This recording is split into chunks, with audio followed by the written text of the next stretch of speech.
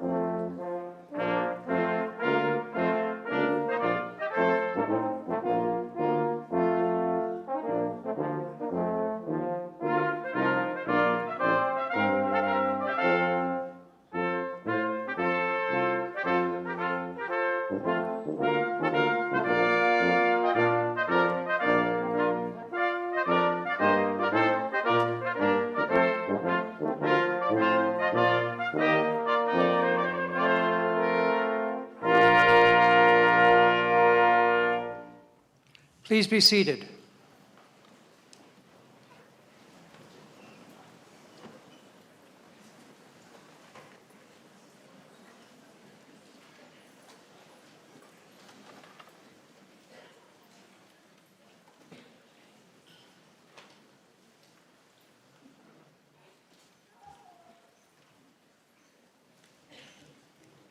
Dr. Clift.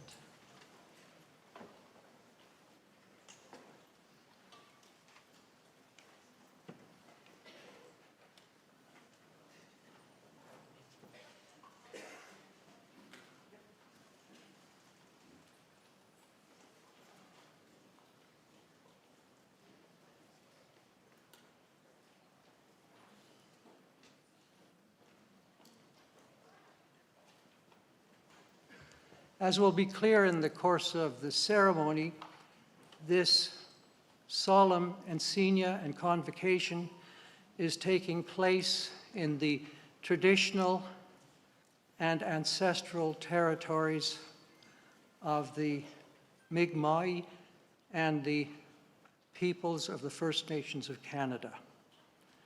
We are most sincerely grateful that we are able to occupy, share, and use this land in combination with our ancestors and those who came before us. The welcome to the territory will be given by our elder, Anne, who is replacing the member of the Board of Governors who could not be here. Could I call upon Elder Anne now, please? Walali. Kwe, Nin Delawisi, Anne Labilwa. Hello, my name is Anne Labilwa, and I just want to, first of all, congratulate the students. Like, wow, congratulations. You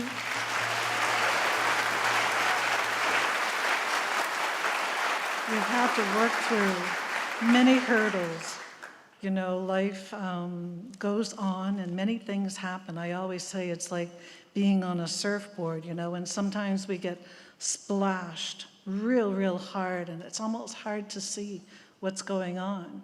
But if we can stay on that surfboard, you know, and just calmly get our groundings one more time, we can just keep on going. So congratulations for that. You did a wonderful job. And congratulations to the family. You did a wonderful job also. It's like, wow.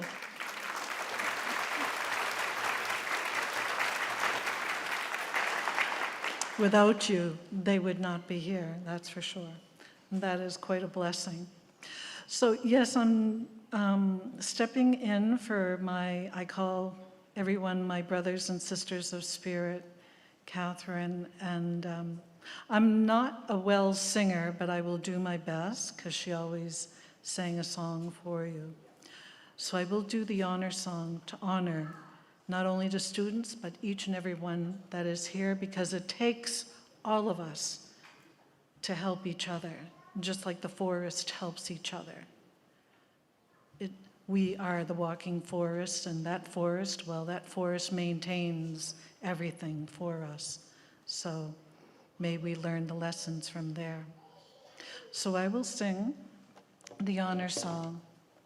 And if it's possible, if you could stand for the honor song, and I will sing it four rounds. If you get tired, please sit down. That's perfectly fine also.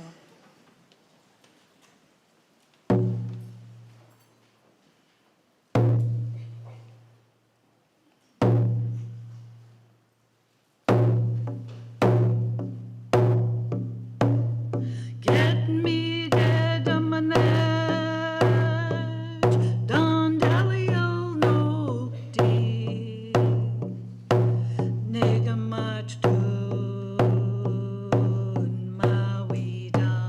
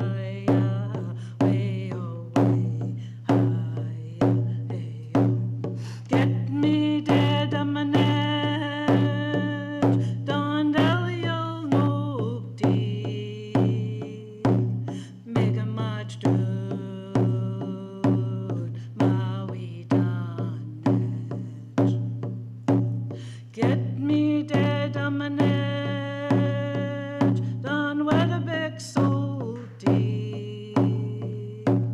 Nigga much do, out upon a mad old teenage.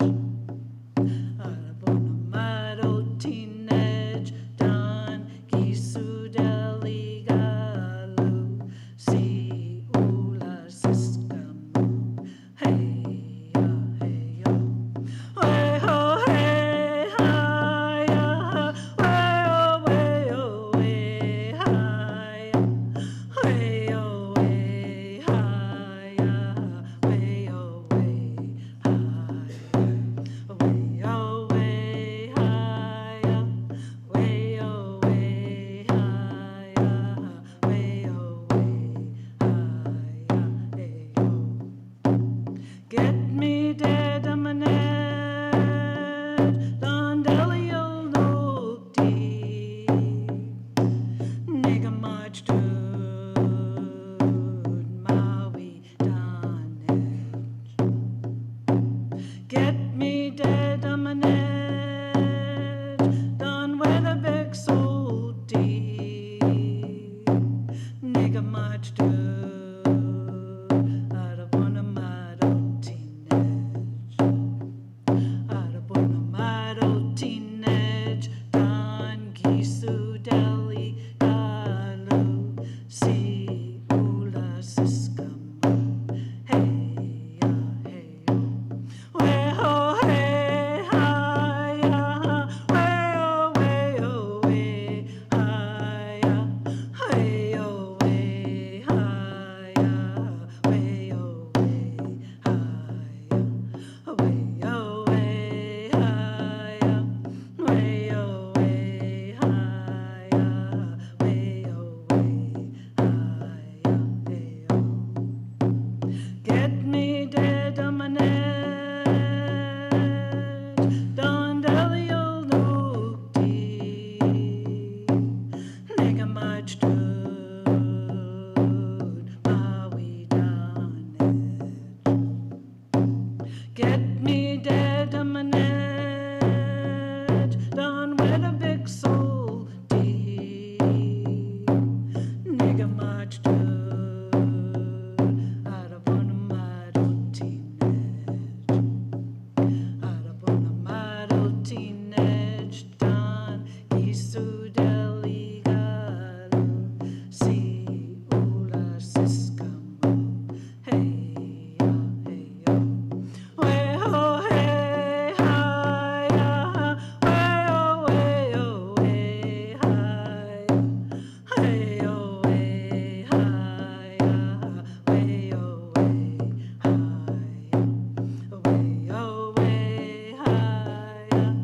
Way oh, way, hi ya. Way oh, way, hi ya. Hey oh.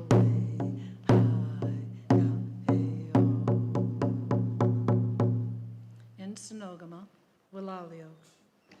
The honor song is done to honor the 4 directions in life. That's why it's repeated 4 times. It also honors every human being and every race in the world. It honors Mother Earth. It honors all of creation. The Mi'kmaq people always, always gives thanks for everything. And my ancestors welcome your ancestors with open arms, just like they did back in the ancestral days, because they were so excited to see anyone, and they always gave you the best seats, and they always wanted to share the very best that they had. So the Peace and Friendship Treaty, when we say we are all treaty people, that is all of us, each and every human being that arrives on Mi'kmaq. So again, welcome, and congratulations again. And just for a moment, this is what I understand my ancestors always did before they did anything. And you can sit down now to do this. And this is something that I understand my ancestors did before they went hunting, before they gathered food, planted food, or even started the day.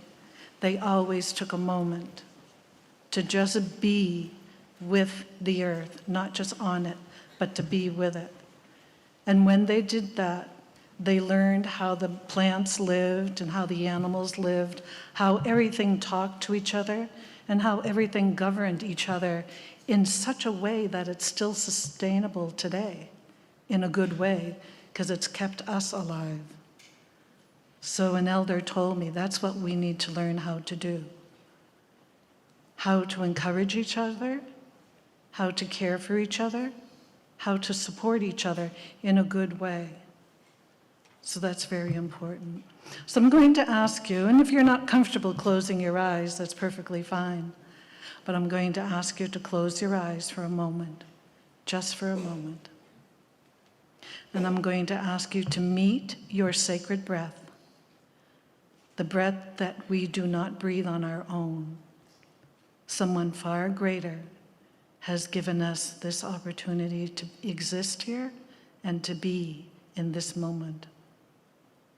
So I'd like you to take that breath in through your nostrils like a newborn baby. Take a breath in now. And allow that breath to go out.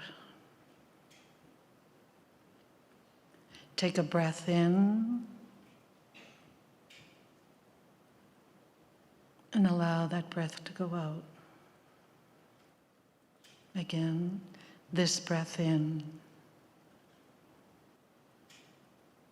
And when you release your breath, let your shoulders melt. This breath out. This breath in. And this breath out. On the next breath, allow all the anxiety and all the frustrations and everything that's taken place in this day when it started, or from the past, or in the future. Allow it to just be. Allow everything to just be as it is in this moment. So let's try that. This breath in, and this breath out. Allow yourself to just be and to sit with the one who has given you this breath. Just for a moment.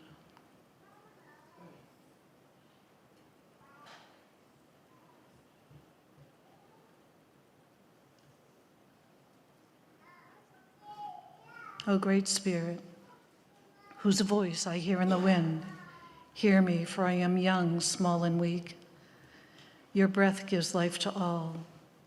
I need your strength and help, O Great One, so much. Take my hands and help me to learn how to respect the beautiful things you have made, including myself. Take my feet and guide my feet so that I can find the path, that path that walks with honesty, kindness, compassion, forgiveness, truth, humility, love, understanding, acceptance, and peace. Help me to conquer the greatest enemy, myself. And help me to learn the lessons you have placed in every leaf and rock so I can learn these teachings and bring them back to my people. So that when my eyes fade like the setting sun, my eyes, myself can come to you without shame. Tahoe, can slowly open your eyes and come back to the moment. And what a wonderful day it is. So it's time to celebrate. Yes. Congratulations.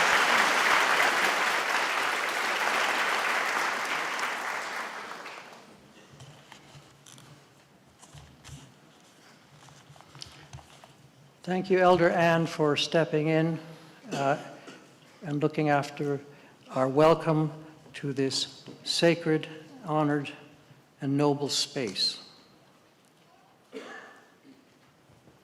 Douglas Ruck is the chairman of our Board of Governors, and I suspect that you should be speaking at the other podium because that's where the signing is happening. So I take this opportunity, given the number of missteps that have already occurred even before we came into the auditorium, that this may be my very last chance to say, it's been an honor to have you as the chair of the board. It's been a distinction that I will always cherish to see how you have served the college, and to have you the opportunity of welcoming you here today is a privilege. Please, would you address us?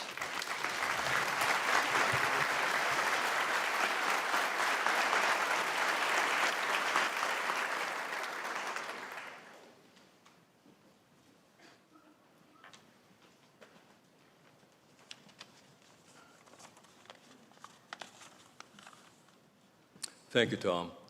I've been asked to give the invocation, and first of all, allow me to assure you that although I have 2 pages of paper here, it's not that long. It printed that way. Okay, so rest assured. I ask now that you join me in a moment of reflection and thanks for what is an exceedingly important day for each and every one of you gathered in this auditorium. We have all traveled different paths that have brought us to this place and to this point in time together. We gather here this afternoon as family members, colleagues, partners, and friends in celebration of the accomplishments of the students of the University of King's College. May we, as we were encouraged last evening by our honorary doctorate recipient, Bev Greenlaw, learn from our yesterdays, from our mistakes and challenges. May we live in the moment and take joy in being together at this time. And may we maintain hope for tomorrow.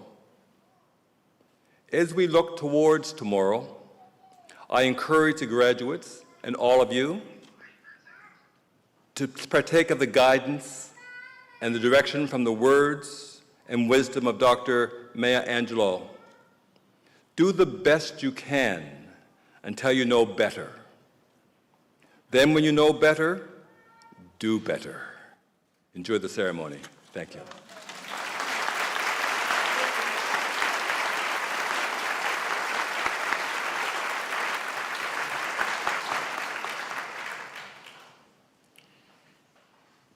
There's no need to give a long introduction to our President and Vice Chancellor. All I wish to say in the way of an introduction is Professor William Leahy steered the ship of state through COVID, and here we are.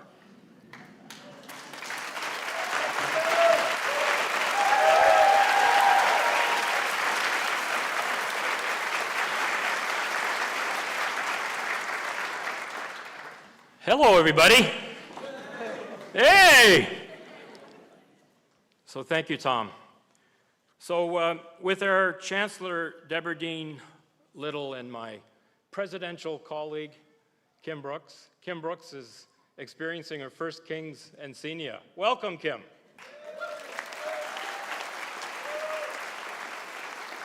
It is really an honor and a joy to welcome you here to the 234th Insignia of the University of King's College. Not many universities can say that. So this means that this is the 100th Insignia to be celebrated in association between King's and Dalhousie. And to put one more anniversary on top, I think all our graduates would probably know that our Clerk of Convocation, Dr. Tom Curran, retired from full-time teaching this year. So it seems appropriate to say that this is the 20th Insignia presided over by Dr. Thomas Curran. Thank you, Tom.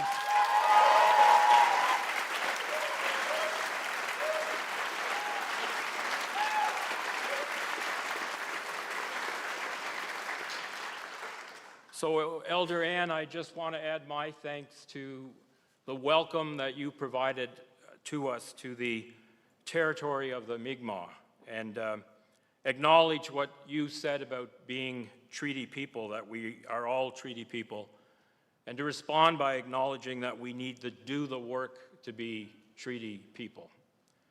And I want to express the gratitude of Kings for the guidance we receive from Mi'kmaq partners, including those who join us on our Mawaganut Ma'danej Circle, for all we are learning about how to live in that responsibility and opportunity. And I also want to acknowledge that as we gather, that African Nova Scotians are a distinct people whose histories, legacies, and contributions have enriched and are enriching Mi'kma'ki and Nova Scotia for over 400 years.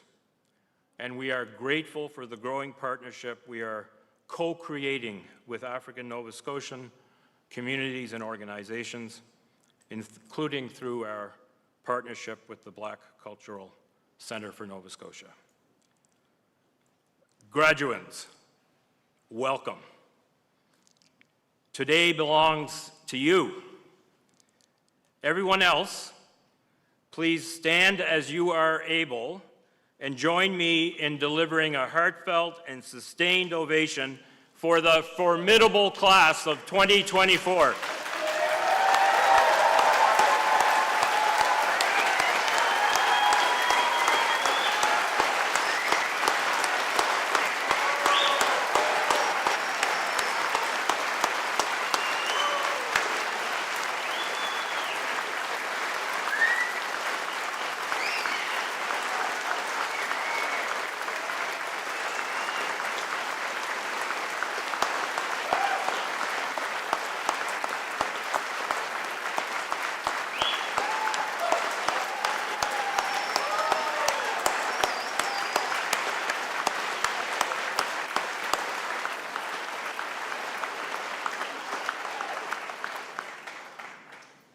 That was very sustained.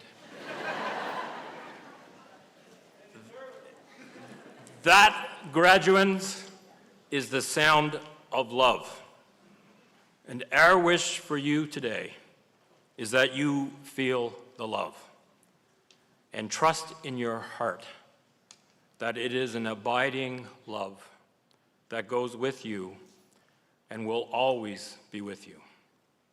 And we hope you will always know you are worthy of love, and that you draw from the love around you today in all the days to come. So let me ask you to give some love in return. I know you can make a big noise. So let's hear your biggest ovation for the family, friends, and your guests, as well as your faculty and all the staff who have supported you, and everyone who's been in your corner through your journey. Let's hear it. Up you go.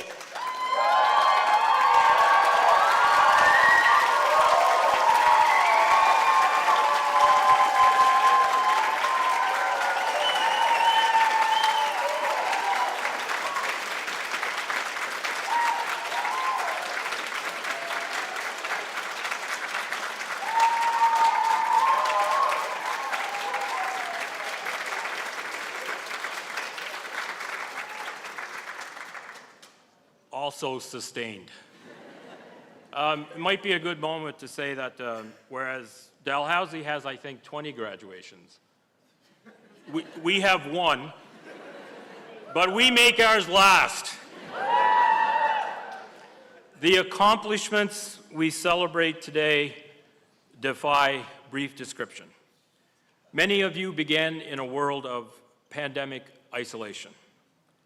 Yet, you forged friendships, expanded your horizons, pondered the greatest of questions, and opened yourselves to each other and ideas that changed you, all while in lockdown.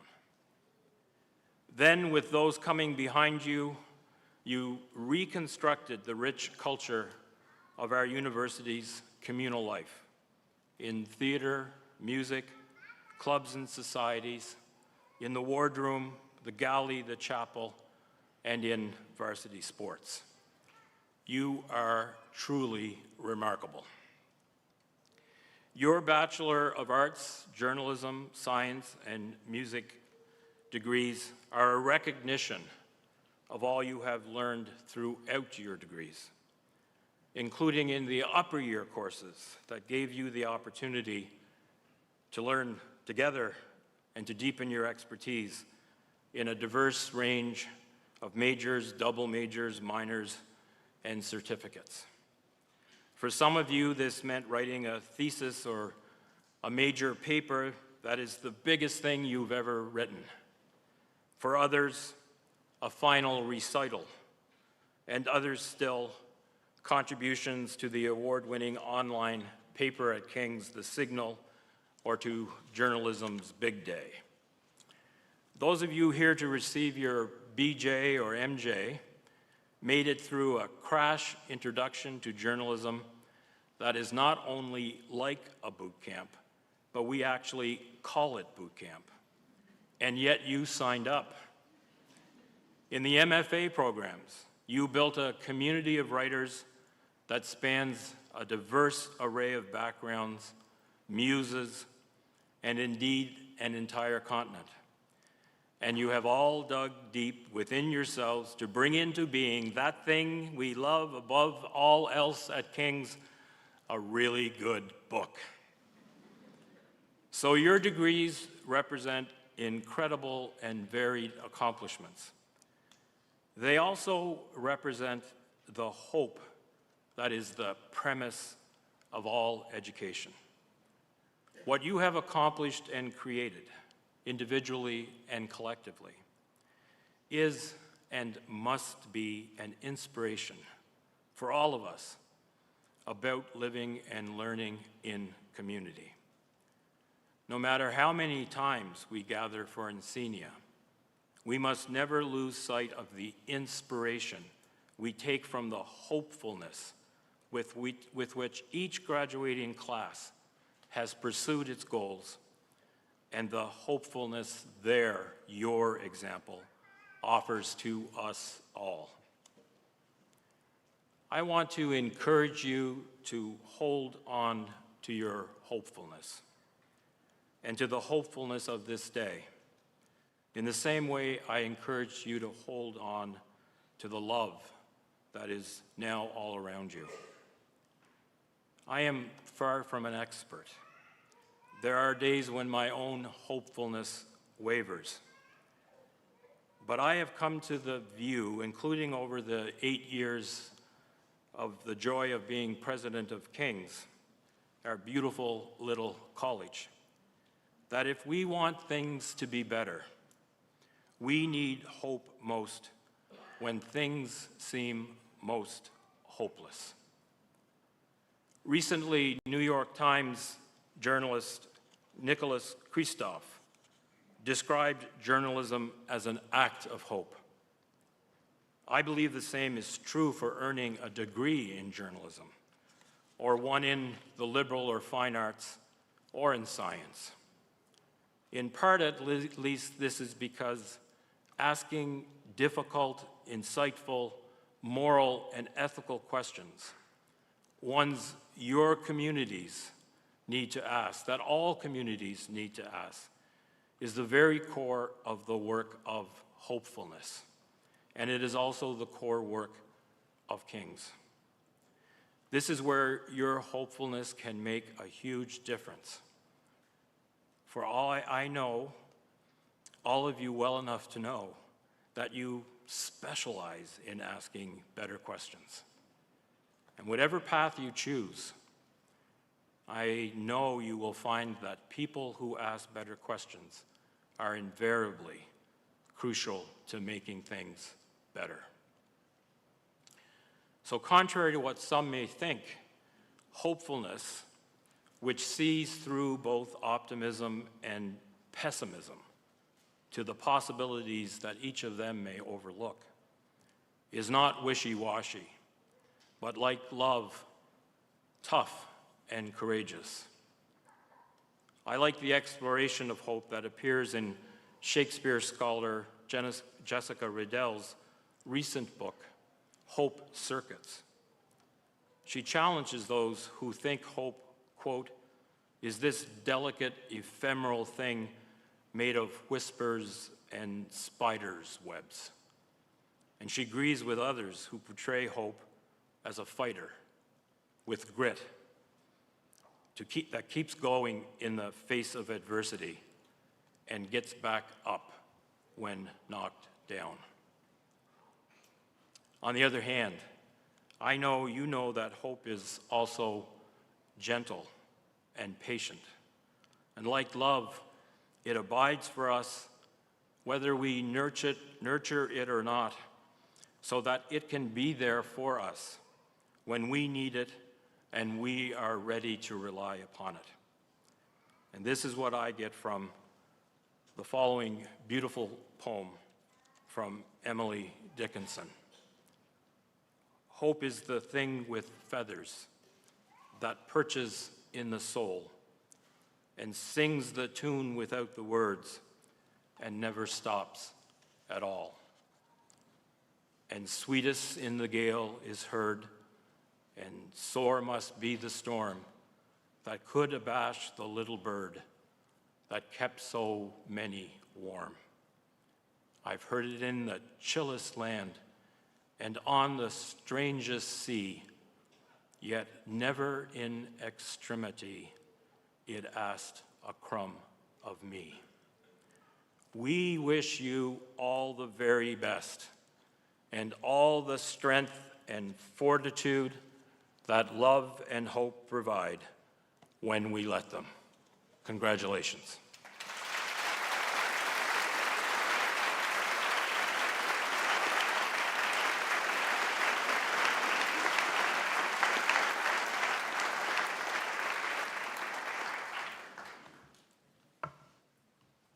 Dr. Kim Brooks, we'd like to thank you so much for taking the time to come here today. It will not have escaped this convocation that the ceremony is taking in the Rebecca Cohen Auditorium, which is part of the Dalhousie campus. Let that be a symbol of how completely dependent we are on your goodwill and your care of us. And that the programs we run would be unthinkable without the support of Dalhousie. Even the School of Journalism Master of Fine Arts program, of which we are so proud, is something that you will confer in terms of degrees. So we thank you for taking the time at the beginning of a score of convocations and graduations to come here today, not by way of a deputy, but by your actual presence, in which we and all the graduates are so deeply honored. Thank you. President Leahy, members of the academic procession, friends and family members, guests, and most importantly, graduates. It's an honor to be part of this ceremony and to have the opportunity to congratulate you on behalf of Dalhousie University. Taking part in the celebrations today would be an honor in any event, but it's especially important to me in this moment since it's the 100th anniversary of the association between Dalhousie and King's. And I tried to think how, as the president of Dalhousie, should I honor that relationship at King's in Xenia? And I realized I should just keep it very short. But now I wish I had a poem. If I had a poem, though, I think it probably would have been Al Purdy. And I'm not sure he's a hopeful man. The unique educational partnership that binds our universities has evolved to reflect the changing needs of our communities, and I hope it will continue to do so into the future. But it always rests on the collaborative experience that we have focused on enhancing the experience for students who are so essential to what it is that we do here at the university. I hope at your times at King's you've had some opportunity to cross paths with others who are part of this broader experience also at Dalhousie. And I'm here on behalf of Dalhousie simply to say congratulations. We are enormously proud of you. Also, I also have no idea what we're going to do next. And so we can get it wrong together at the front of the stage. I look forward to seeing you up here.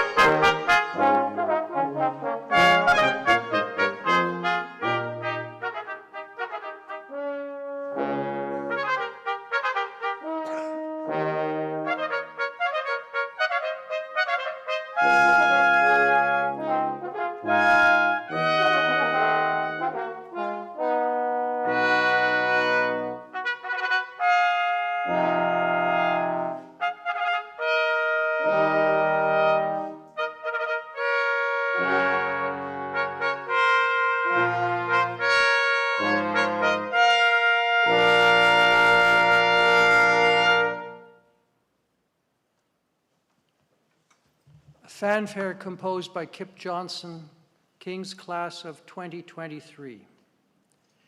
Dr. Sarah Clift will present the names of the graduates to our Vice Chancellor, Chancellor, and President Dell.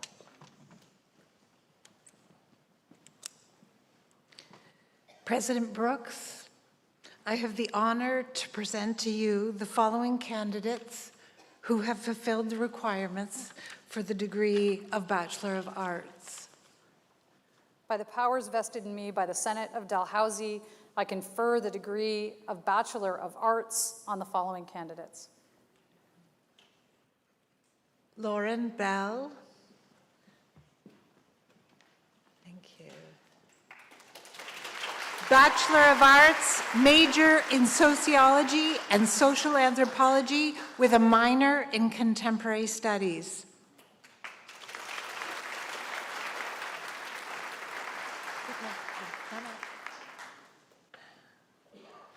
Alexander Michael Biersel, Bachelor of Arts, double major in International Development Studies and Political Science.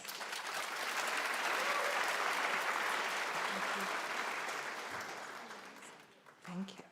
Sarah Catherine Bjornsson, Bachelor of Arts.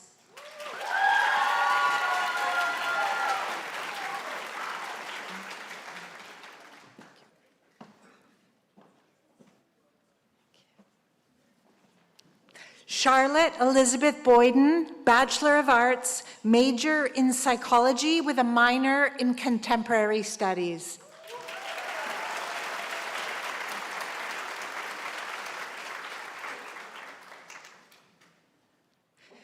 James Chadwick, Bachelor of Arts with honors in Political Science, first class honors with a minor in History.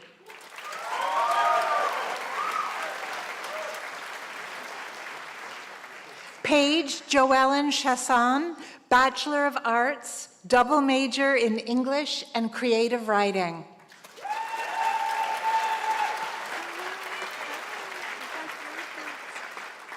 Audrey Chan, Bachelor of Arts with a major in Cinema and Media Studies.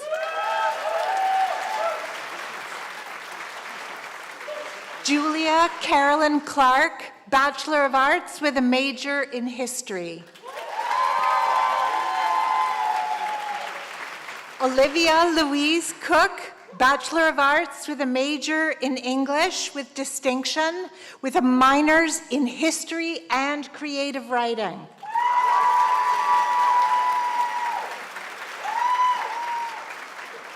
Emmeline Gwendolyn Cooper, Bachelor of Arts, major in History with distinction, with a minor in German.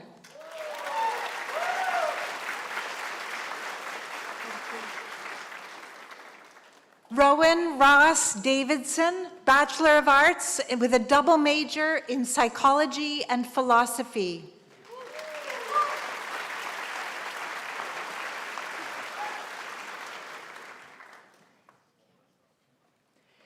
Andrew Doriga, Bachelor of Arts, major in Political Science with distinction, with a minor in Sociology and Social Anthropology.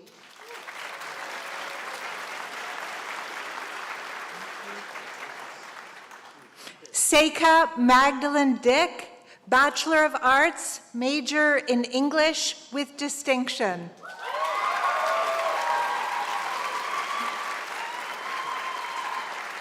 Liam Roy Featherstone, Bachelor of Arts with a major in English, with minors in Early Modern Studies and History.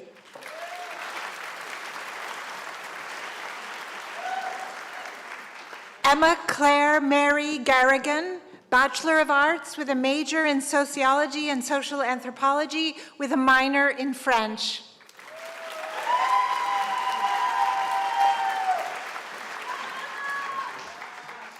Ronan Jaguar, Bachelor of Arts.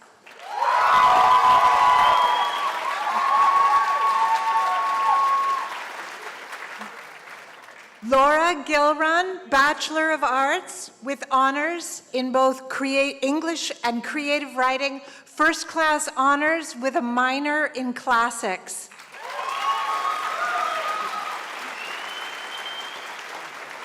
Victor Grandy, Bachelor of Arts with honors in history with a minor in political science.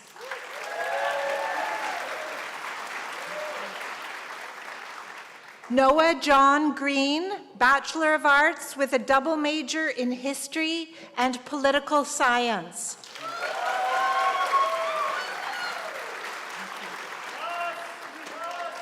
Jessica Catherine Lawson Hannaford, Bachelor of Arts with honors in both gender and women's studies and creative writing, first class honors with a university medal in gender and women's studies.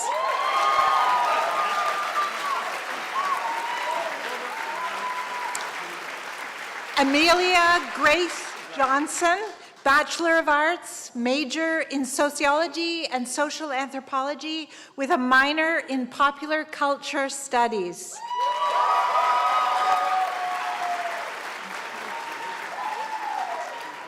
Sarah Ashley Johnson, Bachelor of Arts with a major in history with minors in English and contemporary studies.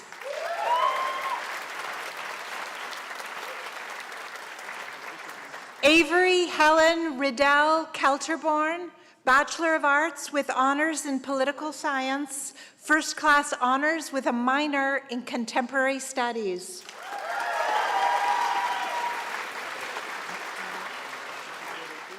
Allison Hillary Fiona Keogh, Bachelor of Arts with honors in both political science and English, and a first class honors with a minor in security studies.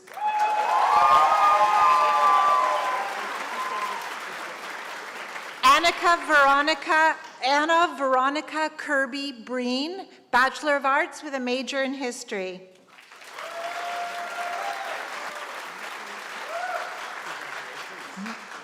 Jolena Klimishin, Bachelor of Arts with honors in both psychology and creative writing, first class honors with a university medal in creative writing.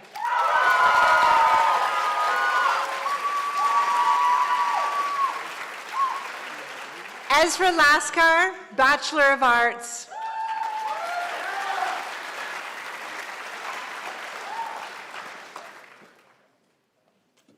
Brielle Adriana LeBlanc, Bachelor of Arts, major in cinema and media studies with minors in contemporary studies and English.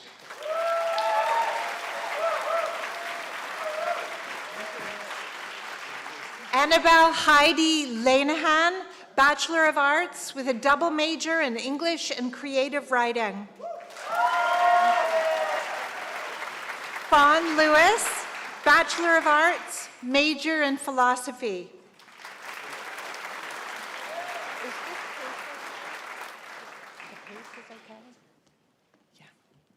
Rylan Logan, Bachelor of Arts, major in economics.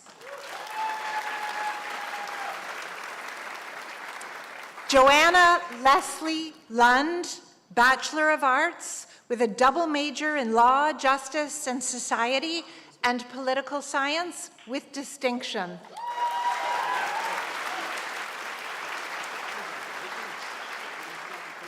Livy Lyle, Bachelor of Arts, with a major in classics and a minor in contemporary studies.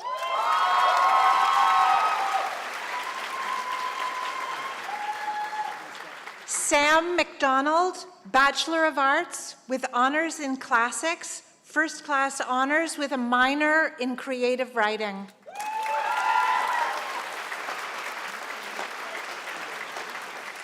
Elizabeth Mary McDougall, Bachelor of Arts with honors in social anthropology with a minor in history.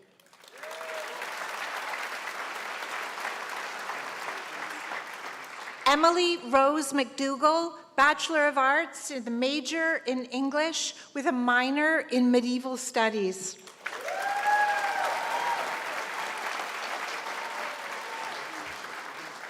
Emily Rose McPherson, Bachelor of Arts with honors in both classics and English, first class honors with a university medal in classics.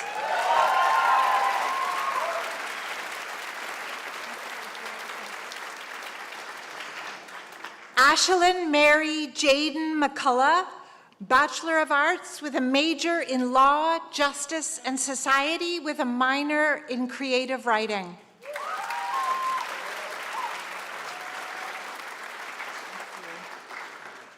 Sophie Walker Milliner, Bachelor of Arts with honors in both History and Classics, first class honors.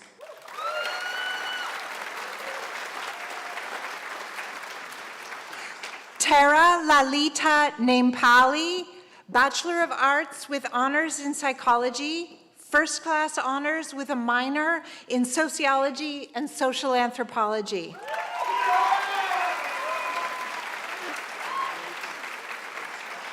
Catherine O'Toole, Bachelor of Arts with a major in English and a minor in theater.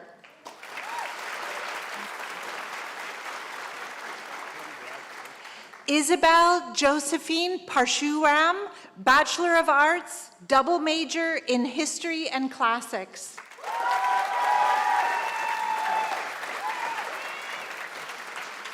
Grace May Power, Bachelor of Arts, major in English with a minor in Journalism Studies.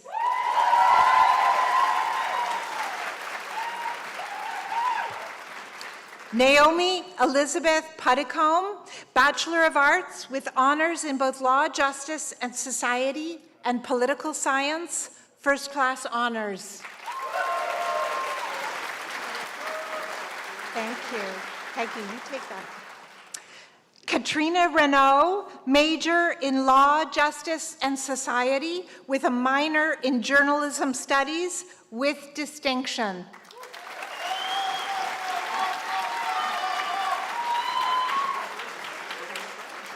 Grace Ricks, Bachelor of Arts, double major in French and Spanish with distinction. Hal Patrick Rodman, Bachelor of Arts with honors in both theater and cinema and media studies, first class honors with a university medal in cinema studies.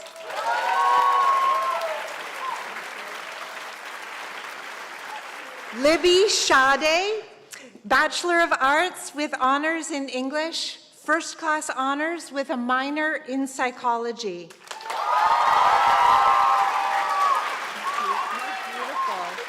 Marian Simmons, Bachelor of Arts.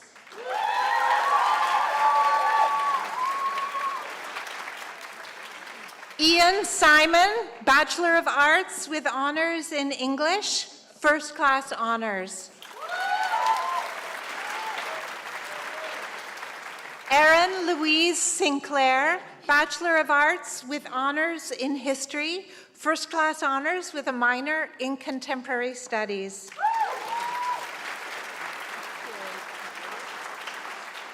Lauren Sylvia Dawn Spinelli, Bachelor of Arts with a major in psychology.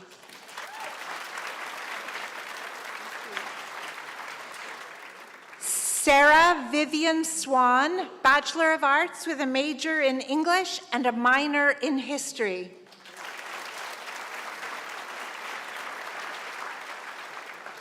Rafe Liam Woods Taylor, Bachelor of Arts with honors in both history and creative writing with first class honors.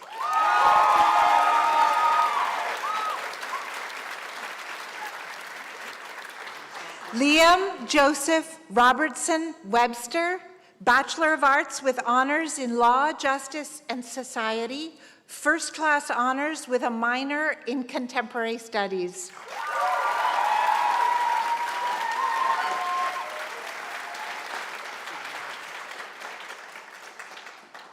Laura Ewan, Bachelor of Arts with honors in both International Development Studies and French.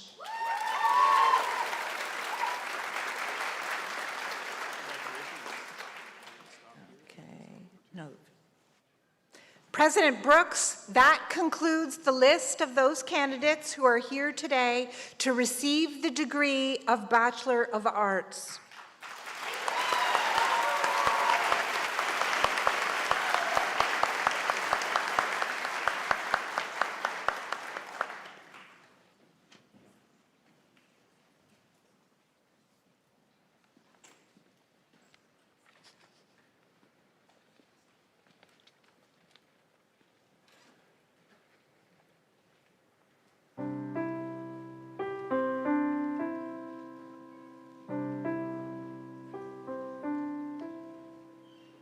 Listen, sweet dove, unto my song, and spread thy golden wings in me, hatching my tender heart so long, till it get well and fly away with thee.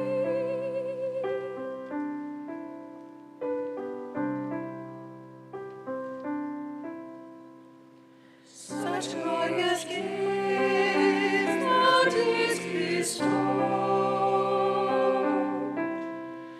the earth did like a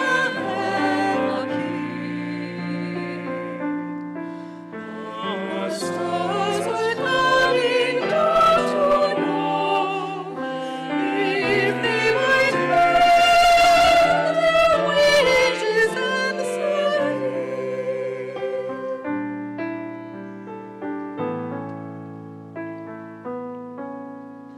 The sun which once did shine alone down his head and wishful night.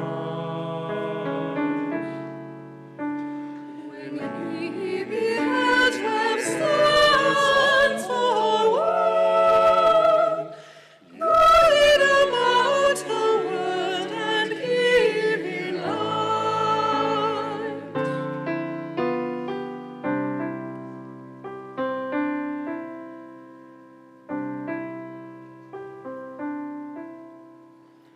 Lord, though we change, thou art the same. The same sweet God of love and light. Restore this day for thy great name, unto his ancient and miraculous right.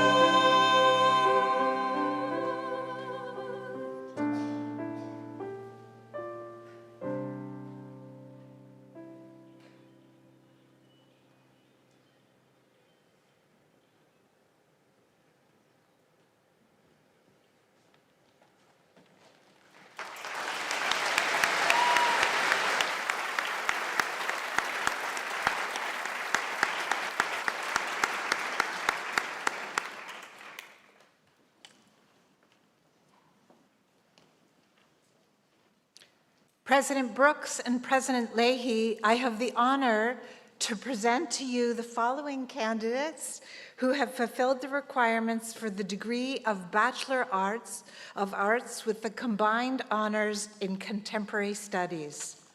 By the powers vested in us by the Senate of Dalhousie and King's Convocation, we confer the degree of Bachelor of Arts with combined honors in Contemporary Studies on the following candidates. Jessica Grace Casey, Bachelor of Arts with honors in both Contemporary Studies and Social Anthropology, first class honors, University Medal in Contemporary Studies.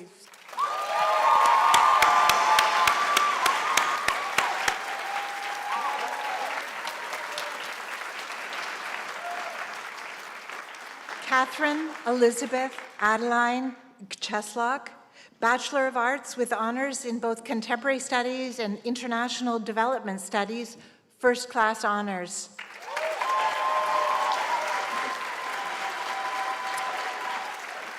Emily Sarah Frank, Bachelor of Arts with honors in both History and Contemporary Studies, First Class Honors, and the University Medal in History.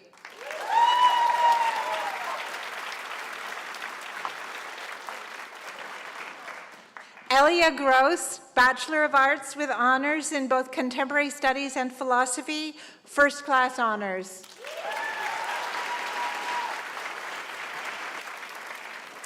Kyle Hardy, Bachelor of Arts with honors in both Contemporary Studies and Philosophy, First Class Honors with a minor in Classics.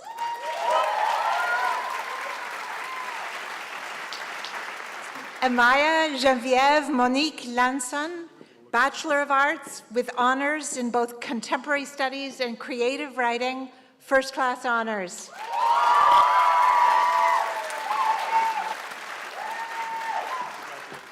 Grace Ruth Lloyd, Bachelor of Arts with honors in both Contemporary Studies and Law, Justice, and Society with First Class Honors.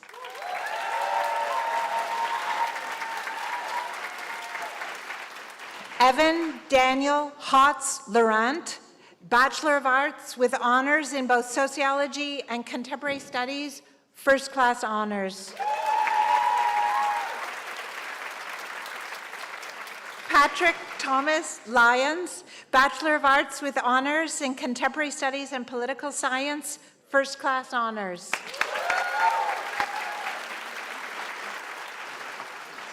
Karina Mattis, Bachelor of Arts with honors in both Contemporary Studies and Gender and Women's Studies, First Class Honors. Rachel Mayorowitz, Bachelor of Arts with honors in both Contemporary Studies and Religious Studies with a minor in French.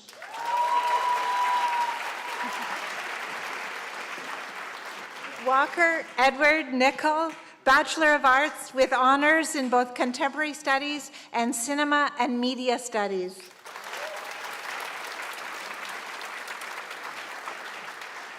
Ben Robinson, Bachelor of Arts with honors in both Contemporary Studies and Classics.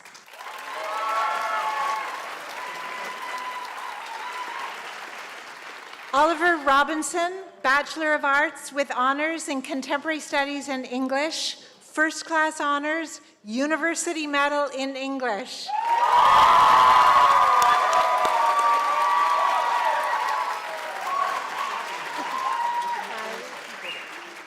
Lucas Izzy Tenon, Bachelor of Arts with honors in both Psychology and Contemporary Studies with First Class Honors.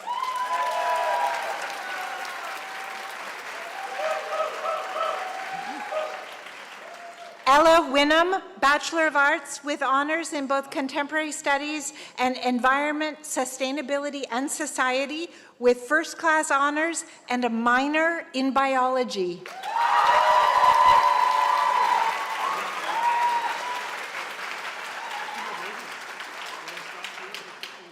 President Brooks and President Leahy, that concludes the list of those candidates who are here today to receive the degree of Bachelor of Arts with combined honors in Contemporary Studies.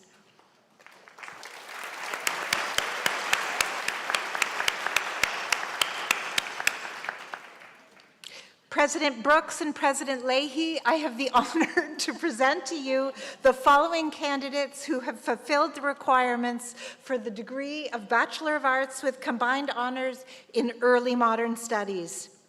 By the powers vested in us by the Senate of Dalhousie and King's Convocation, we confer the degree of Bachelor of Arts with combined honors in Early Modern Studies on the following candidates.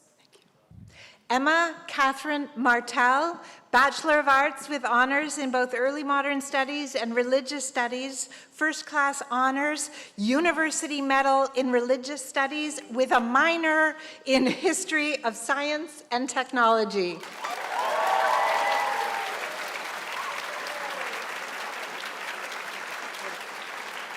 Gabrielle Molly Milner, Bachelor of Arts with honors in both Theater and Early Modern Studies, First Class Honors, University Medal in Early Modern Studies.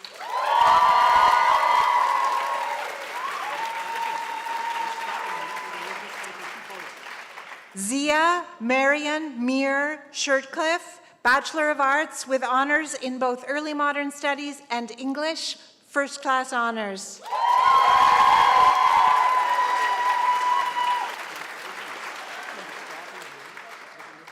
President Brooks and President Leahy, that concludes the list of those candidates who are here today to receive the degree of Bachelor of Arts with combined honors in Early Modern Studies.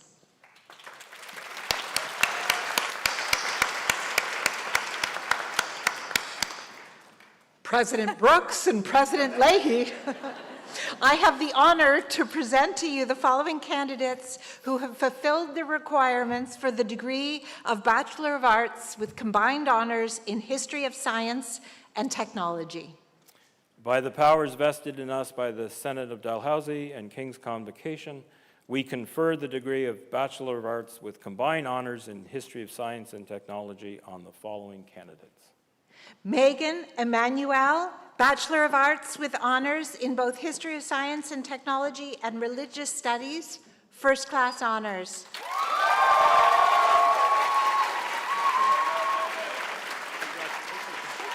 Sadie Quinn, Bachelor of Arts with honors in both History of Science and Technology and Theater, first-class honors, University Medal in History of Science and Technology.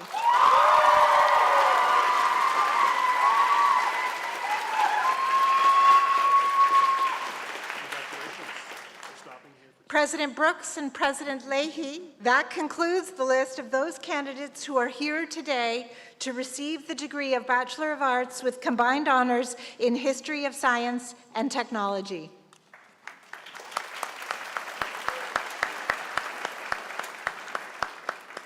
President Brooks, I have the honor to present to you the following candidate who has fulfilled the requirements for the degree of Bachelor of Music. By the powers vested in me by the Senate of Dalhousie, I confer the degree of Bachelor of Music on the following candidate. Victoria Slamovitz, Bachelor of Music.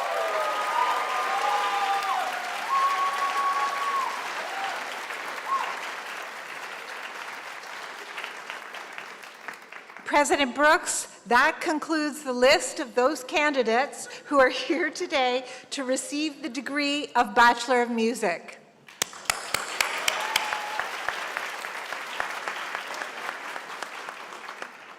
President Brooks, I have the honor to present to you the following candidates who have fulfilled the requirements for the degree of Bachelor of Science. By the powers vested in me by the Senate of Dalhousie, I confer the degree of Bachelor of Science on the following candidates. Alexander Joshua Elliott Ankerson, Bachelor of Science with a major in Environmental Science.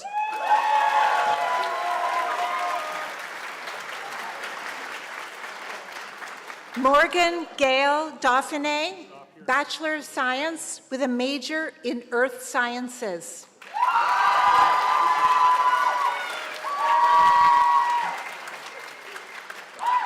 Liam Peter Friesen, Bachelor of Science with a major in Economics and a minor in Journalism Studies.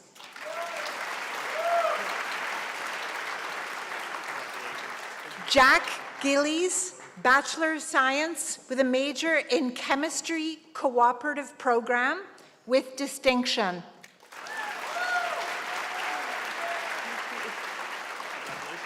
Fiona Hawks Purdy, Bachelor of Science with a major in Neuroscience.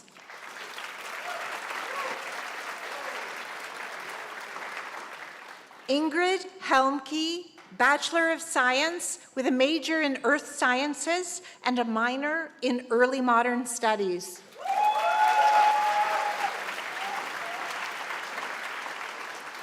Jeevan Singh Yange, Bachelor of Science with a major in Biology with distinction.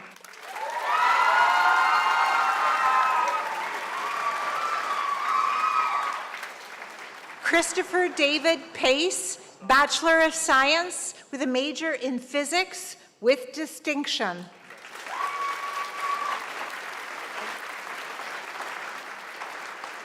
Rachel Renee Pinney, Bachelor of Science with a major in mathematics with distinction and a minor in physics.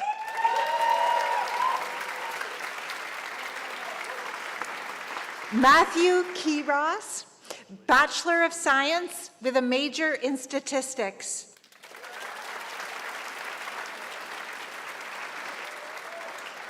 Gabrielle Sorensen, Bachelor of Science with honors in economics, first-class honors with a minor in law, justice, and society.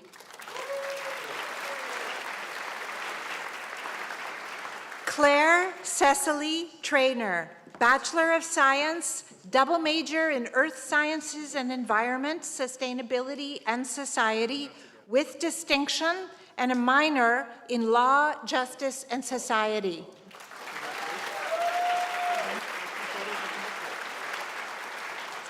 Lochman Wong, Bachelor of Science with a major in Psychology with distinction.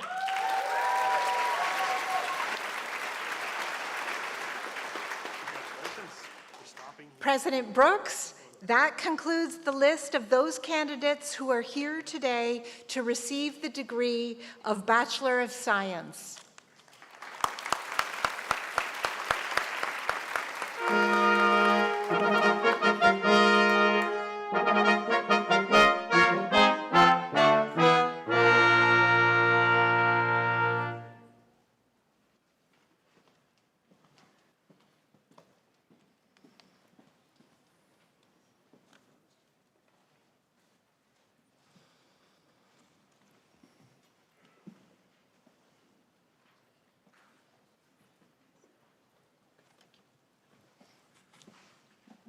Causa vius convocationis isvut grados variconfuatur ad negotee igitur procidamus.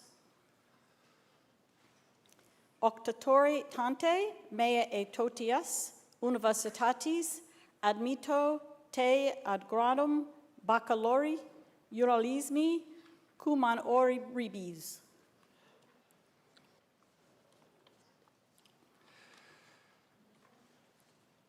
Raisa Alibi.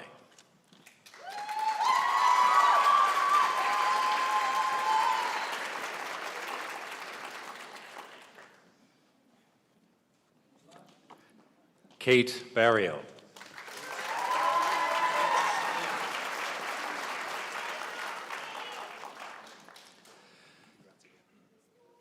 Victoria Maria Bijajinski-Shajanis.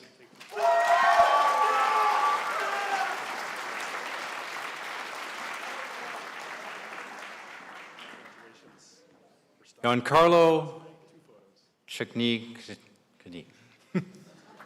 with apologies.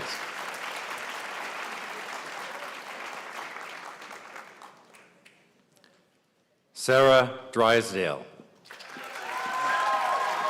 with a minor in History and Science and Technology. Alec Gallant.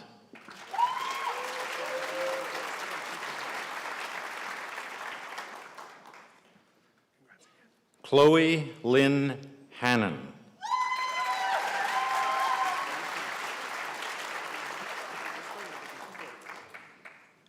Shishi Ji-young. Honors in Journalism and Political Science.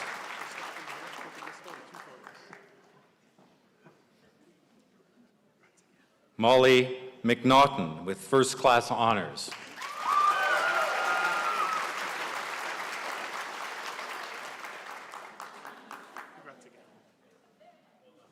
Caitlin Kennedy McNeil, a Bachelor of Journalism honors with first-class honors.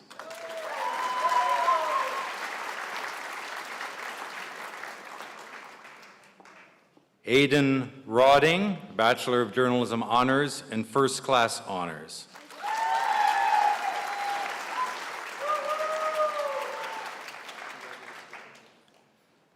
Thomas Scott, Bachelor of Journalism honors.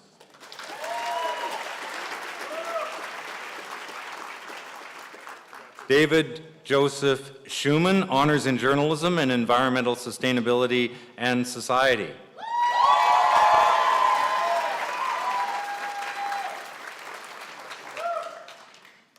Kaylee Ann Marguerite Stevens.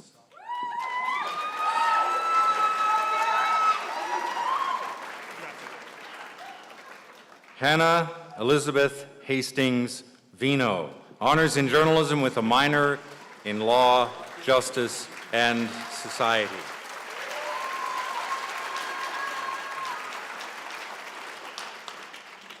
And Madam Chancellor, that indeed concludes the list of those candidates who are here to receive the degree of Bachelor of Journalism with honors. And with apologies for not having said so at the beginning.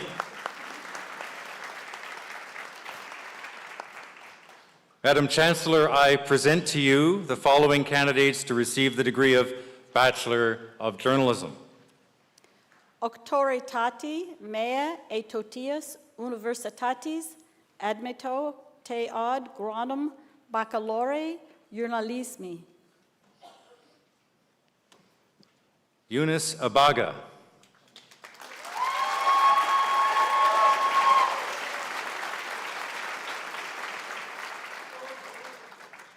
Meg Catherine Campbell.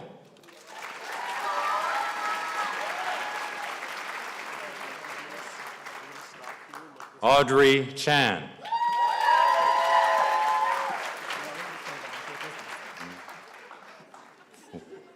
Warren De Silva.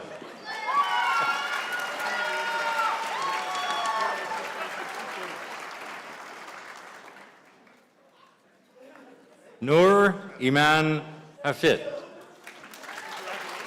with distinction.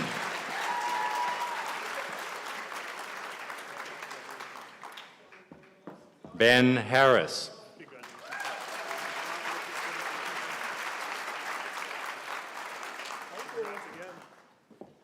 Megan James.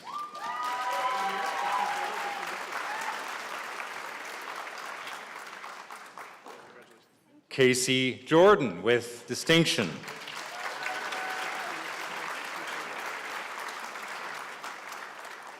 Cam Kinley.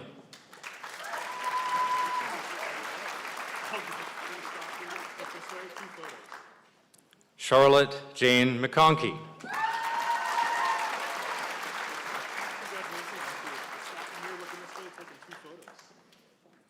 Andy Elizabeth Mullins, with distinction.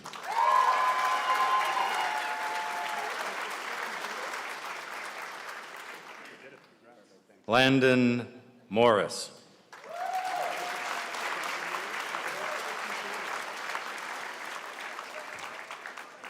And Madam Chancellor, that concludes the list of those candidates who are here today to receive the degree of Bachelor of Journalism.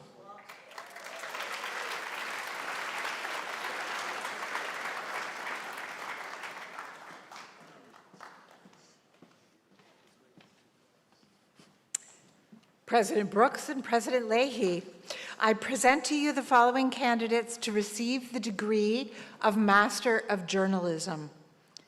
Auctoritate nobis a senatu del Hausiano e convocatione collegii regalis data admittimus ti ad gradum magistri journalismi. Thank you. Gabrielle Brunette, Master of Journalism.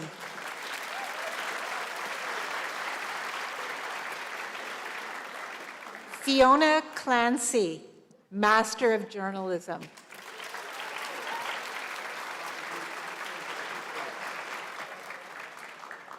Marley Ann Jokinen, Master of Journalism. Excuse me.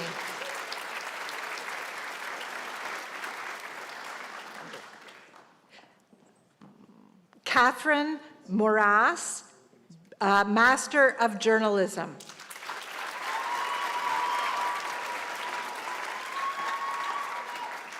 President Brooks and President Leahy, that concludes the list of those candidates who are here today to receive the degree of Master of Journalism.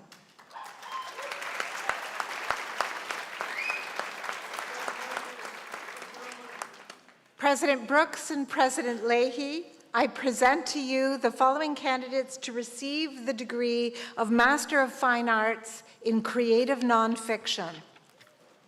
Doctoritate nobis a senatu Dahalziano et convocatione collegii regalis data, admittimus te ad gradum magistri artium elegantium.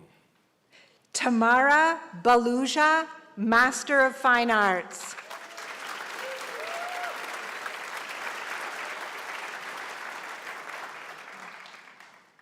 Simone Blay, Master of Fine Arts.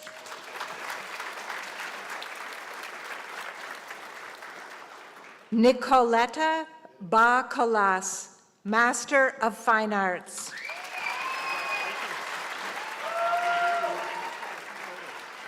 Daniel Boyce, Master of Fine Arts.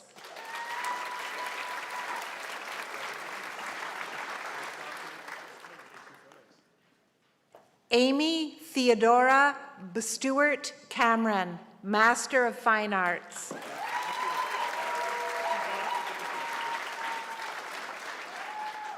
Michaela Mary Kavanaugh, Master of Fine Arts.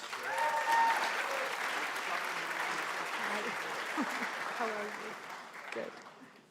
Alexander Donald Desiree Tazar, Master of Fine Arts. That's the best. Sanjay Dixit, Master of Fine Arts.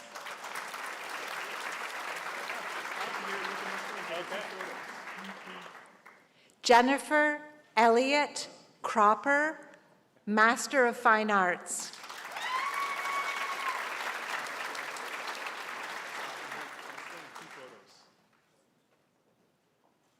Brittany Foster, Master of Fine Arts.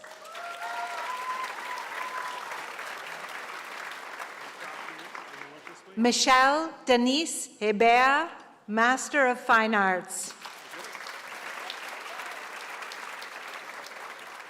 Dolly Henderson, Master of Fine Arts.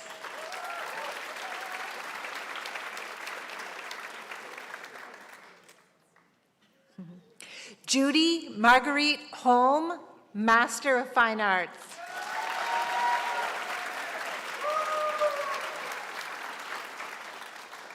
Cara Marie Holm, Master of Fine Arts.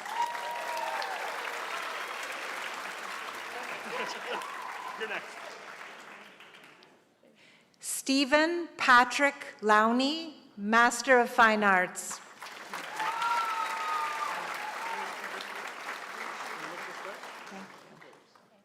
Gina Lucci Canapare, Master of Fine Arts.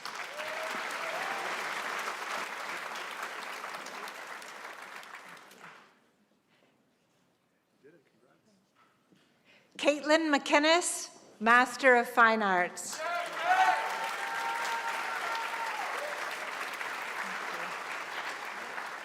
Julie Grace Mullins, Master of Fine Arts.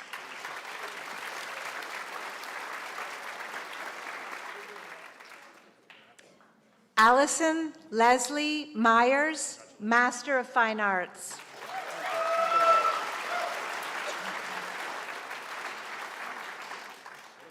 Barb Pacholik Hamill, Master of Fine Arts.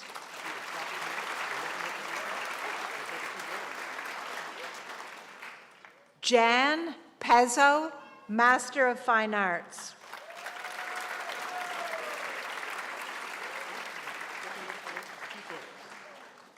Aaron Pollard, Master of Fine Arts.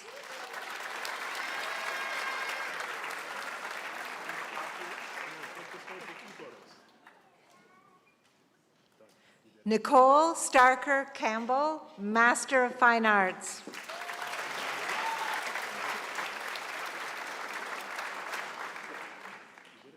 Alistair Thomas, Master of Fine Arts.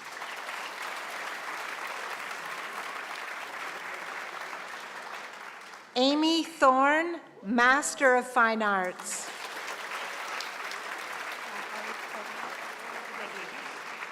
Marianne Kathleen Madruziak, Master of Fine Arts.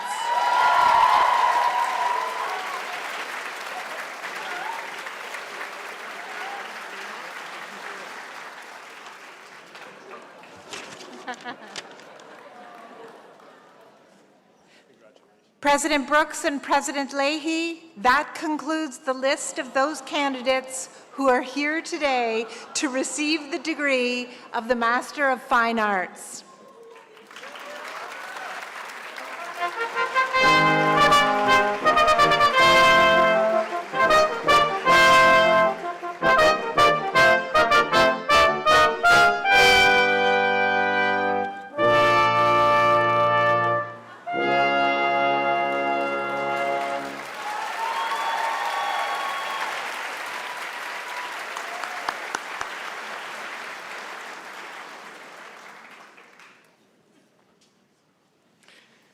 Domina Cancellaria praesento vobis bever lacensem Greenlaw, ut admitator a gradum doctoris in iure civili honoris causa. While reading ancient Greek texts in the early weeks of the foundation year program, students are disabused of the naive experience of youth and taught to understand that athletics are not fun, or at least not only that. They learn that the Greeks held the highest form of excellence, the endless life of the gods, to be recognizable but unachievable. Human beings could, however, imitate divine eternity by gaining kudos, the honor achieved in competitive victories and remembered by future generations. Such kudos might be won in the life and death contests of war, but the nobler path to excellence was pursued in games, which displaced war's deadly violence with a life-affirming emulation of the deathless Olympians. Far more than just fun, then, athletics were both an exuberant celebration of common humanity and a transvaluation of it, training athletes and spectators alike to strive for individual and communal excellence. Bev Greenlaw's contributions to athletics have been very much in the modern world rather than in the ancient, and at least in the first instance on the basketball court rather than in the lecture hall.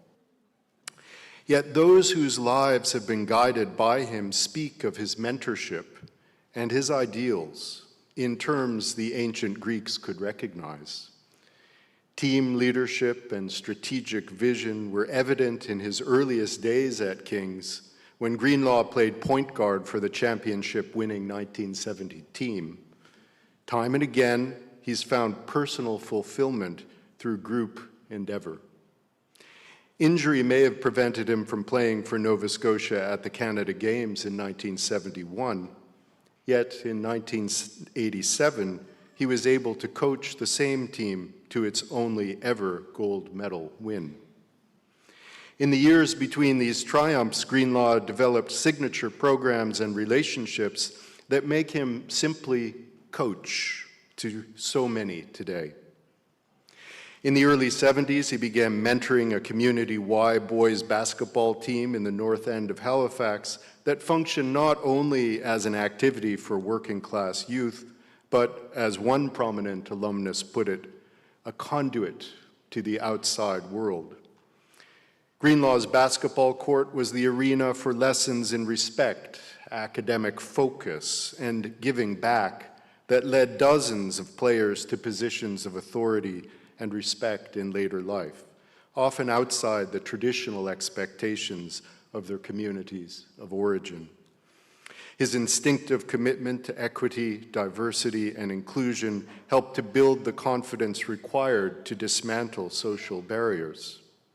Between 1979 and 1987, Greenlaw served King's as athletic director, during which time the rebranded Blue Devils expanded their competitive league presence from 3 to 12 teams, and in which student participation in sports reached an all-time high. In 1980, he convinced the Canadian Collegiate Athletics Association, CCAA, to admit King's and other degree-granting institutions as members, at once elevating King's competitive status and altering the landscape of university and college athletics across the country. In the early 2000s, he began coaching girls and women, eventually leading the Acadia Axewomen to their first women's basketball championship in 61 years. It comes as no surprise that in addition to the gratitude and devotion of his many former players, Greenlaw has been recognized with numerous personal honors, including his 2022 induction to the CCAA's Hall of Fame. Madam Chancellor, through his lifelong commitment to transformative excellence and edifying teamwork at the collegial, local, provincial, and national levels, Bev Greenlaw has earned the kudos of lasting recognition, reward, and remembrance. I therefore ask you, in the name of King's College, to bestow upon Bev Greenlaw our own decoration of timeless honor, the degree of Doctor of Civil Law, Cudeos Henneken honoris causa. Placitne vi convocationis ut grados doctores ignori civili confortor in Bev Greenlaw. Placet. Placnit vobis domii doctores. Placet. Placet vobis magistri. Placet. Hac gratia concessa e sic pronutio concessum.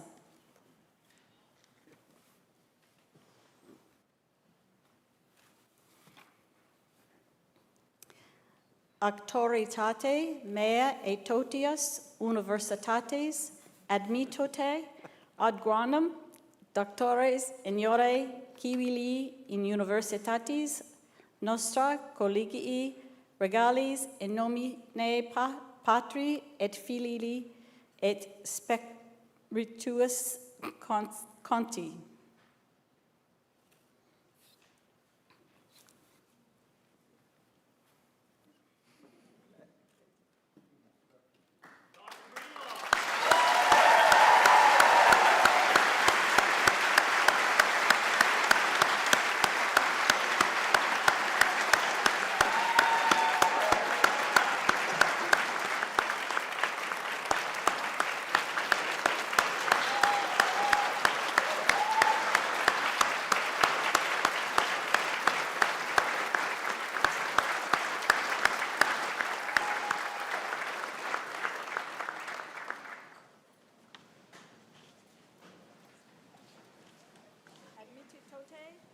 Ad donum convocati omnes.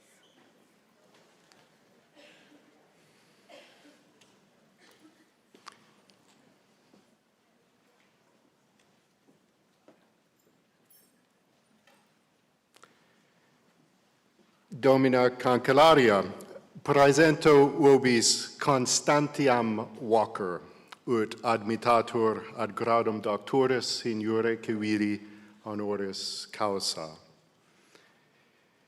The Pulitzer Prize and the Peabody Award are top echelon distinctions that mark career pinnacles for their recipients. Within a 24-hour period in May 2023, Connie Walker won both of them. Twin peaks in a journalism career already on the rise for 2 decades, and whose upward trajectory shows no sign of decline. Yet in the many interviews that followed these triumphs, she has remained consistently grounded. This is evident in a local example. When Mi'kmaq activist Pam Palmater welcomed Walker to her Warrior Life podcast, She wondered if the red carpets and flashing lights of media attention were distracting her guest. "No," Walker replied. "I was just busy doing my recycling before we started." Such humility and humor are familiar to any who have listened to Walker's own podcasts. They are essential ingredients in the tone of sincerity and trust that ally journalist and audience. But the anecdote also evokes the quotidian drudgery that lies under the finished product. Connie's household chore is a metaphor for bringing what has been discarded to new life, for shedding fresh light on what has lain hidden. Recycling and recirculation, as well as habitual hard work, are key attributes of the kind of storytelling Walker is known for. That storytelling blends the learned skills of investigative journalism with personal experience and deep community traditions of knowing and telling. Connie Walker is a member of the Cree Okonee First Nation in Saskatchewan and has spent much of her career revealing the stories of missing and murdered Indigenous women. These follow heartbreakingly familiar patterns, but in Walker's approach, stereotypes fade into narratives that offer profound social, political, and cultural context, focusing on the unique differences and nuances of individual lives. The result is not just an analytical critique of systemic failures, but a poignant, personal cry for justice on behalf of one and all. In her own words, we're all talking about reconciliation and what it means to reconcile, but we don't even understand the truth yet. Walker's journalism, especially in the form of podcasts, attempts to uncover elusive and complex truths by inviting listeners to witness multiple voices and multifaceted viewpoints. After several years as a CBC reporter, Walker co-created the Indigenous Unit in 2013. In 2016, she launched the first of her signature podcasts for the CBC, Missing and Murdered. Its first two series, Who Killed Alberta Williams and Finding Cleo, brought her subjects and her narration to international recognition. Since 2020, Walker has continued her work with US-based Gimlet Media and Spotify, launching a new series, Stolen, in 2021. The second season of this series, Surviving St. Michael's, presented the results of over 10 months of reporting. She and her team uncovered more than 200 allegations of sexual abuse against priests, nuns, and staff members at St. Michael's Indian Residential School in Duck Lake, Saskatchewan. Unforgettably, Walker's own family plays a part in that tragic story. The deftness with which she negotiates the perils and advantages of subjective reporting not only helps her audience appreciate how inextricably the threads of all our lives are woven together, but also amplifies the cost and necessity of the search for truth. Surviving St. Michael's was the podcast that garnered the Peabody and Pulitzer, as well as several other awards and distinctions. Madam Chancellor, King's has a long history of telling stories and searching for complex truths in journalism and the humanities. Is it not fitting that we recognize a master and disciple of these callings today? For her search for justice and true reconciliation through powerful and innovative storytelling, I ask you, in the name of King's College, to bestow upon Connie Walker the degree of Doctor of Civil Law, honoris causa. Placitne we convocatio oni ut grados doctores ignori civili confartur in Connie Walker. Placitne vobis Domini Doctores. Placet. Placitne vobis Magistri. Placet. Haec gratia concesse sic pronuntio concessum.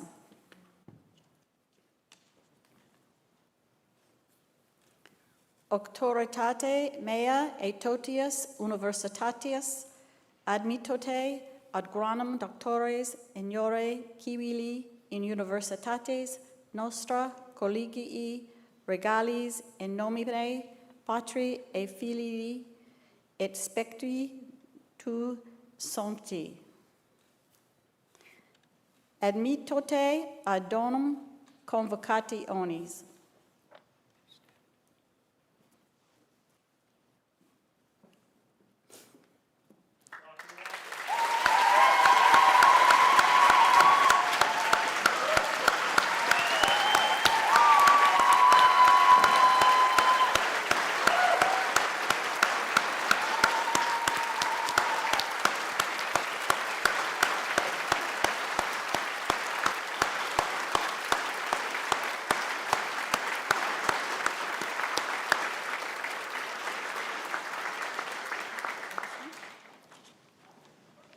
Han convocationem dissolvemus.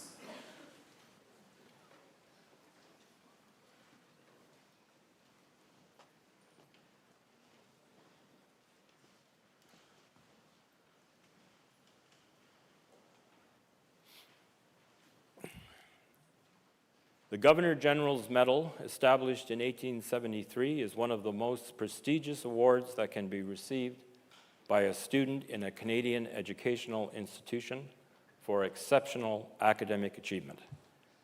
The University of King's College Governor General's Silver Medal recognizes academic and journalistic excellence.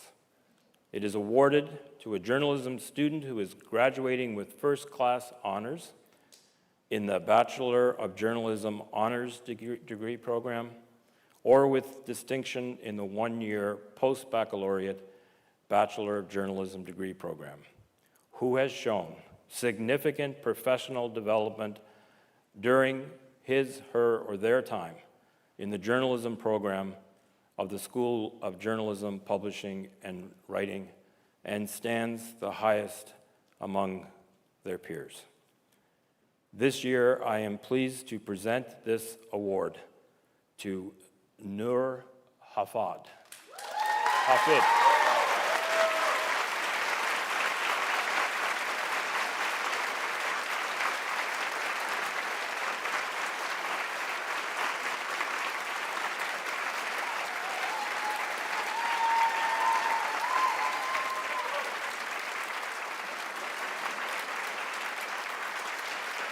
Congratulations. Now, you're going to have to stand right here while I say all kinds of nice things about you, okay? Soon after Nur Hafid arrived in Halifax last September to begin her studies in the Bachelor Journalism one-year program, this polyglot from Morocco quickly established a reputation for being thoughtful, quiet, meticulous, and witty. Said one of her instructors, quote, "Noor has the ability to juggle 9 things at once, consider multiple options, and make a fine choice. When working on a big story or facing deadline pressure, Noor's ability to stay focused and fun makes her an exceptional King's graduate." Said another, "I think you're all fun. While most journalists are adrenaline-fueled, Noor is also unusually calm." That calm was apparent when a magnitude 6.8 earthquake struck her home country the day after she got to Halifax. Despite this, and after reassuring her instructors that her family was okay, she got right down to work in the BJ boot camp, an intense 8 weeks of journalism instruction. She displayed strong nerve and a sensitive ear in producing a boot camp audio item on the earthquake, which killed and injured thousands. Noor brought creativity to her news reporting, finding the unusual, the whimsical, or the touching to help her stories resonate. And she weighed every word. Noor's compassion also shone through. Before coming to King's, she worked full-time for a year in London for the British Red Cross. She cared for refugees, first interviewing them at length and then, over time, helping them rebuild their lives. She brought that spirit to King's with her. Whenever a fellow student needed help, Noor took as much time as possible to assist. In the advanced news workshop, Noor led the way on assessing various free transcription tools, determining the relative utility of each, and gathered intel on their privacy and security features. And she shared all this information with her classmates and then offered guidance to anyone who needed assistance. Delightful to teach, generous, quiet, and kind, it gives me great pleasure to present the Governor General's Silver Medal to Noor Hafid. That's for you to keep. The certificate and the actual medal, okay? You can if you want, yeah. Okay. Congratulations.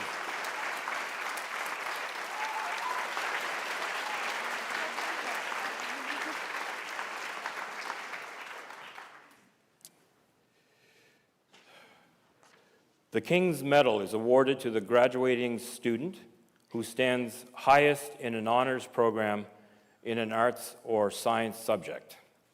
The winner of the King's Medal for 2024 is Anna Duganzik.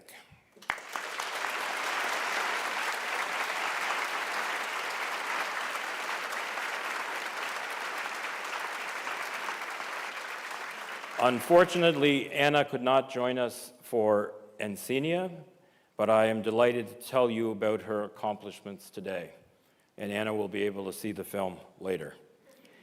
Anna Duganzik is the recipient of the King's Medal. Anna has graduated with a Bachelor of Science with first-class honors in biochemistry and molecular biology, and an undergraduate certificate in genetics.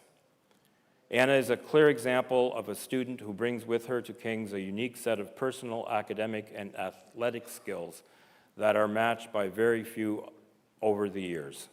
Since beginning her studies at King's, Anna has been the recipient of various scholarships, awards, accolades, and has maintained an incredibly strong academic record. Anna's honors supervisor remarks that Anna carries herself with both humility and confidence, and is a joy to supervise and work with as a partner. Her contribution to scientific knowledge through her honors research has been significant, outstanding, and at a level that can only be expected of a graduate student. Anna's research during her honors term focused on the mechanisms facilitating the absorption of viruses to granular activated carbon, and the impact of environmental factors such as rainfall, turbidity, and pH on viral detection. That's the kind of sentence that makes you tired just reading it. Notably, she evaluated the water quality and occurrence of COVID-19 and influenza A in selected lakes in Nova Scotia. Her findings revealed variations in viral loads across sample sites with notable patterns in viral presence related to physiochemical parameters such as lake turbidity and pH. Approaching her work with exceptional attention to detail, both in her writing, which is crisp and concise, and through her technical analysis, Anna has truly embodied the integration of science and the arts through her research. Throughout her time at King's, Anna has successfully balanced the rigors of a demanding academic program with the passion, energy, and commitment required for achieving success in athletics. She's a decorated athlete in badminton, where Anna won 2 straight ACAA women's double championships.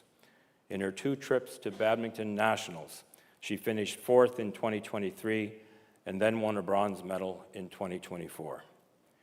Additionally, Anna was also a valued member of the Kings women's soccer team, where Anna was selected as a conference all-star and went to nationals this year. She was also named to the Kings Athletic Honor Roll every year and won the National Scholar Athlete Award each of the 3 years she represented Kings. She also won an Athlete of the Year award this past year.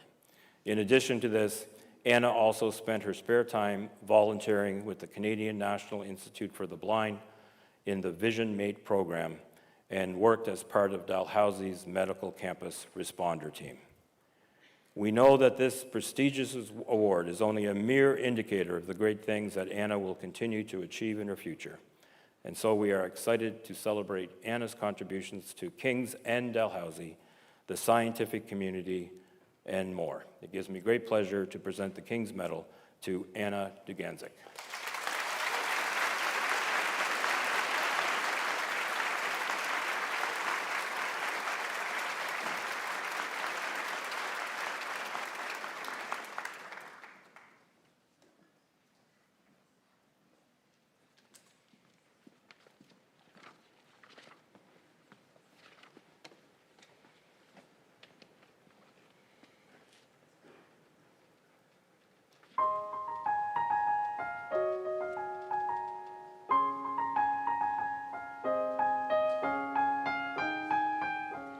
As part of my story, there's part of my song, there's part of my journey that's yet to be found. With life all around us and so much to see, adventure is calling to me. Out in the wide open spaces around me.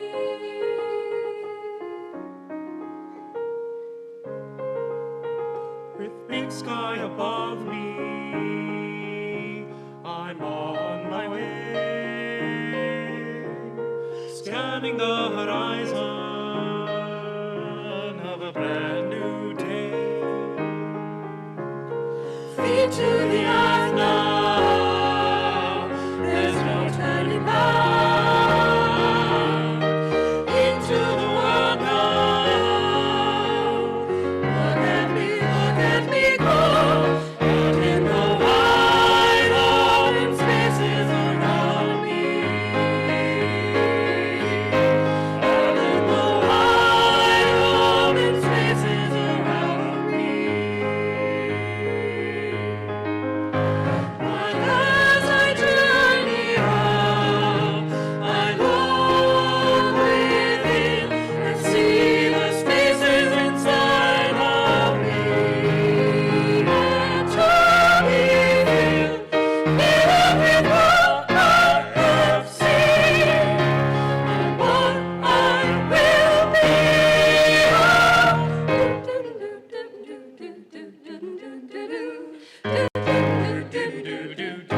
I'm feeling the wide open spaces inside of me with something I love, something I would like to be. Feeling the wide open spaces inside of me. Feeling the wide open spaces within me.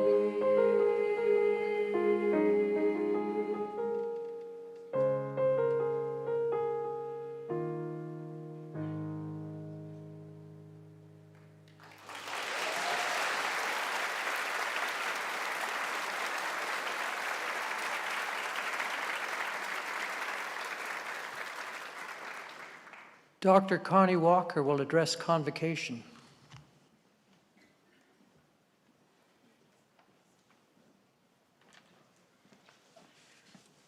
Doctor, that's going to take some getting used to. Chancellor Little, President Leahy, President Brooks, fellow members of the procession, honored guests, and graduates, thank you all so much for having me today. I'm incredibly grateful to be here with you all in Mi'kmaq territory. I'd like to thank Elder Ann for her words and for sharing the beautiful honor song with us all. Honestly, this has been such a moving ceremony for me to witness, seeing you all here today, supported by your family and friends, and celebrated for your hard work and dedication is a beautiful thing for me to witness. So thank you so much for having me. I'd like to take a minute just to recognize my family and community who are also here today. My husband Chuck, my child Sequin, my cousin Danny, and my mother Lorraine Walker, who came from Saskatchewan. I'm so grateful to you all for all of your love and support, not just today. I know that they're here with me, my family, and I honor them with every recognition that I receive. They're my greatest source of strength and also my biggest motivation, and so I'm so appreciative for you all. When I was asked to speak today, I couldn't help but think back to when I first came to Halifax. I was around your age, in my early 20s, when I left home in Saskatchewan to spend my summer as an intern at CBC. I worked on a television show called CBC Morning. I was a chase producer. It was my job to help book guests to come on the show to talk about whatever was happening in the news that day. And I'll be honest, I wasn't a great intern. I hadn't gone to journalism school. I wasn't a news junkie. It was my first time away from home, and I was pretty lonely. I remember that summer, the fisheries dispute between the Mi'kmaq fishermen in Burnt Church and non-Indigenous fishermen was making national headlines. It was a Friday afternoon, and I had booked the chief of the Indian Brook First Nation to come on the show the following Monday to talk about the latest developments in the dispute.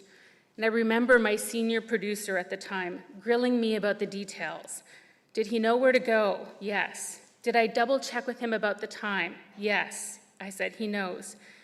And then she said, because you know those Indians, they'll go out drinking all weekend and they won't show up on a Monday morning. I remember freezing in that moment, in shock that she said the words out loud, and quickly looking around to see if anyone else had heard them. But it was a busy newsroom, and no one else was paying attention to us. I wish I could tell you that I didn't let my status as an intern deter me from calling out her racist belief towards First Nations, but I was the only Indigenous person in the newsroom. I thought of talking to our executive producer, but I talked myself out of it. I was discouraged, but I hoped that I could make things better. Thinking back on that moment now, I can't help but wonder what my grandmother would have done in the same situation. Her name was Margaret Helen Walker. She was a residential school survivor who attended the Birtle Residential School in Birtle, Manitoba. She never told me about her experience in residential school, and the only thing I really know about it is that she ran away from residential school. And she was one of the lucky ones who made it back home, over 200 kilometers away. My grandma was fierce. She faced a lot of adversity, but whatever she went through, she was strong, and she always fought for her family.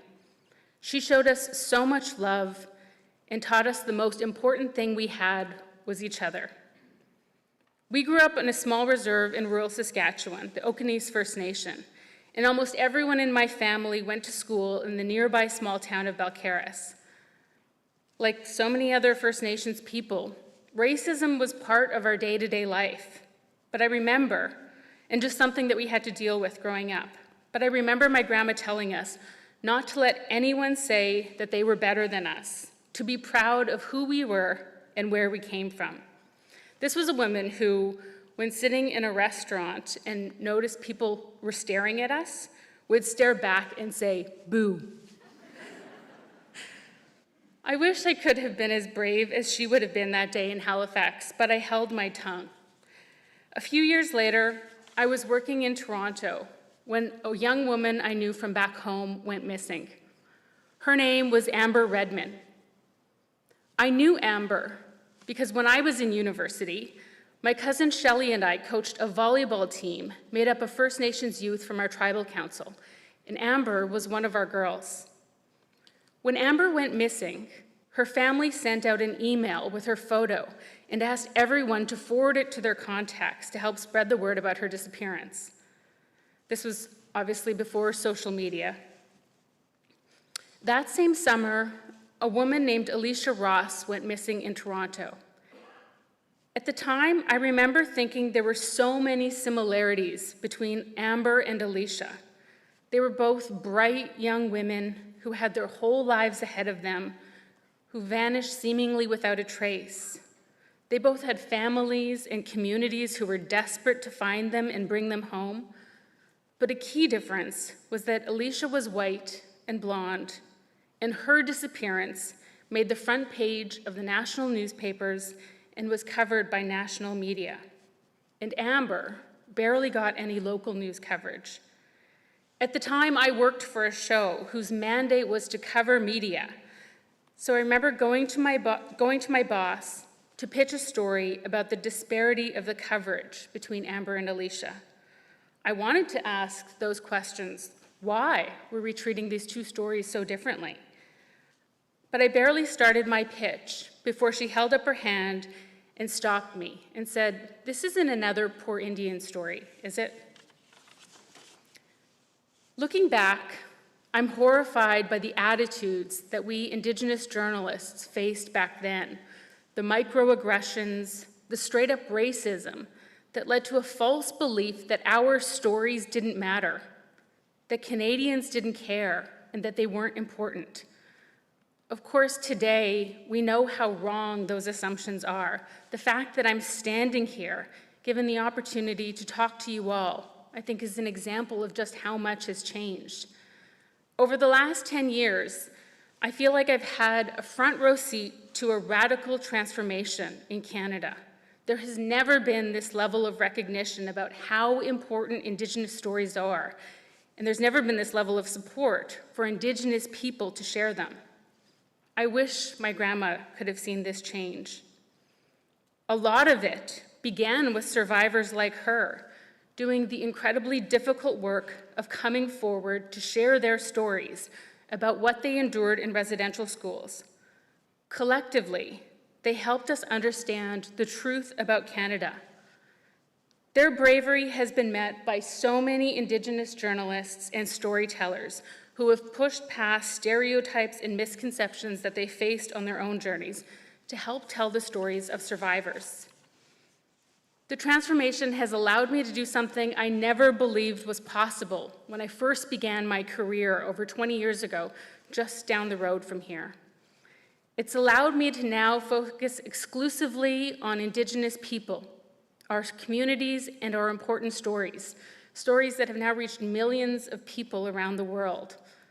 I found my voice, and it's much easier now to be the brave person I know my grandmother was, but there is still more work to do. There are still communities whose stories are being denied, who face similar stereotypes and misconceptions that dehumanize them, who are not given the space to share or to amplify their elders' voices. You all will encounter them on your journeys, wherever your careers take you. And I urge you to be brave, to think of my grandma, Margaret Walker, or other inspiring, courageous people in your lives, and to use your voices to speak out. Thank you so much for listening.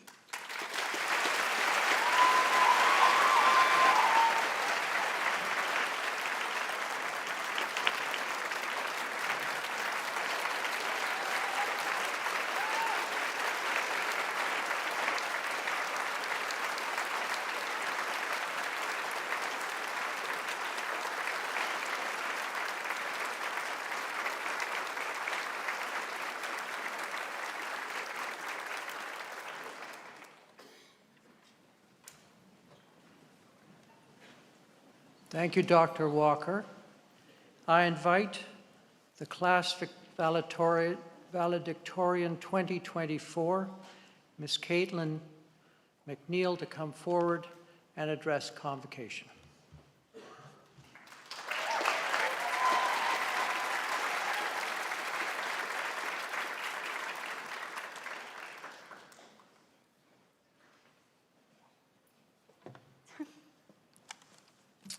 Right. Is this thing on? Okay, it is. Good afternoon, fellow graduates, King's faculty and administration, family, friends, guests, babies. I think I got everyone. Welcome to the 2024 University of King's College Enseña ceremony. My name is Caitlin McNeil. I'll be receiving a Bachelor of Journalism honors degree, and I'm your valedictorian for this evening's events. Before we begin, I want to thank my family, my mom, dad, sister, and brother. I want to thank every prof and faculty member that's ever helped me throughout my time here, especially the amazing journalism faculty. And I want to thank my roommates, Claire, Charlotte, and Ha. I wouldn't be graduating here today if it weren't for each and every one of you. Sorry, I had to get that out of the way. I want to have a really good dinner tonight, so I had to thank some people. Full disclosure, I am so scared. I did not think I was gonna get valedictorian. 2 years ago today, I wasn't even sure if graduation was in the cards, but life is full of surprises. If you went back and told first year Caitlin she would be valedictorian, she'd probably projectile vomit all over you. So, wouldn't recommend doing that. I feel like that paints a picture of who you're dealing with here. When I first came to this school back in 2020, I had a really, really hard time. I hadn't read many classics, I had no experience learning about philosophy, barely even knew what it really was, and it seemed like everyone around me knew all of this stuff by heart. My first year was completely online, as I'm sure many of your first years were, so this added to the feelings of isolation I was already experiencing. I'm sure most of the graduates sitting in front of me today would have survived the foundation year program. Most students probably remember what FIP is, but for parents, remember when your kid had to buy like 200 books? And some of those books were the size of a mini fridge, and maybe one or two were the size of an actual fridge. I'm looking at the Divine Comedy here. Yeah, Dante. You could kill a small rodent with that book. Maybe even a small child if you try harder.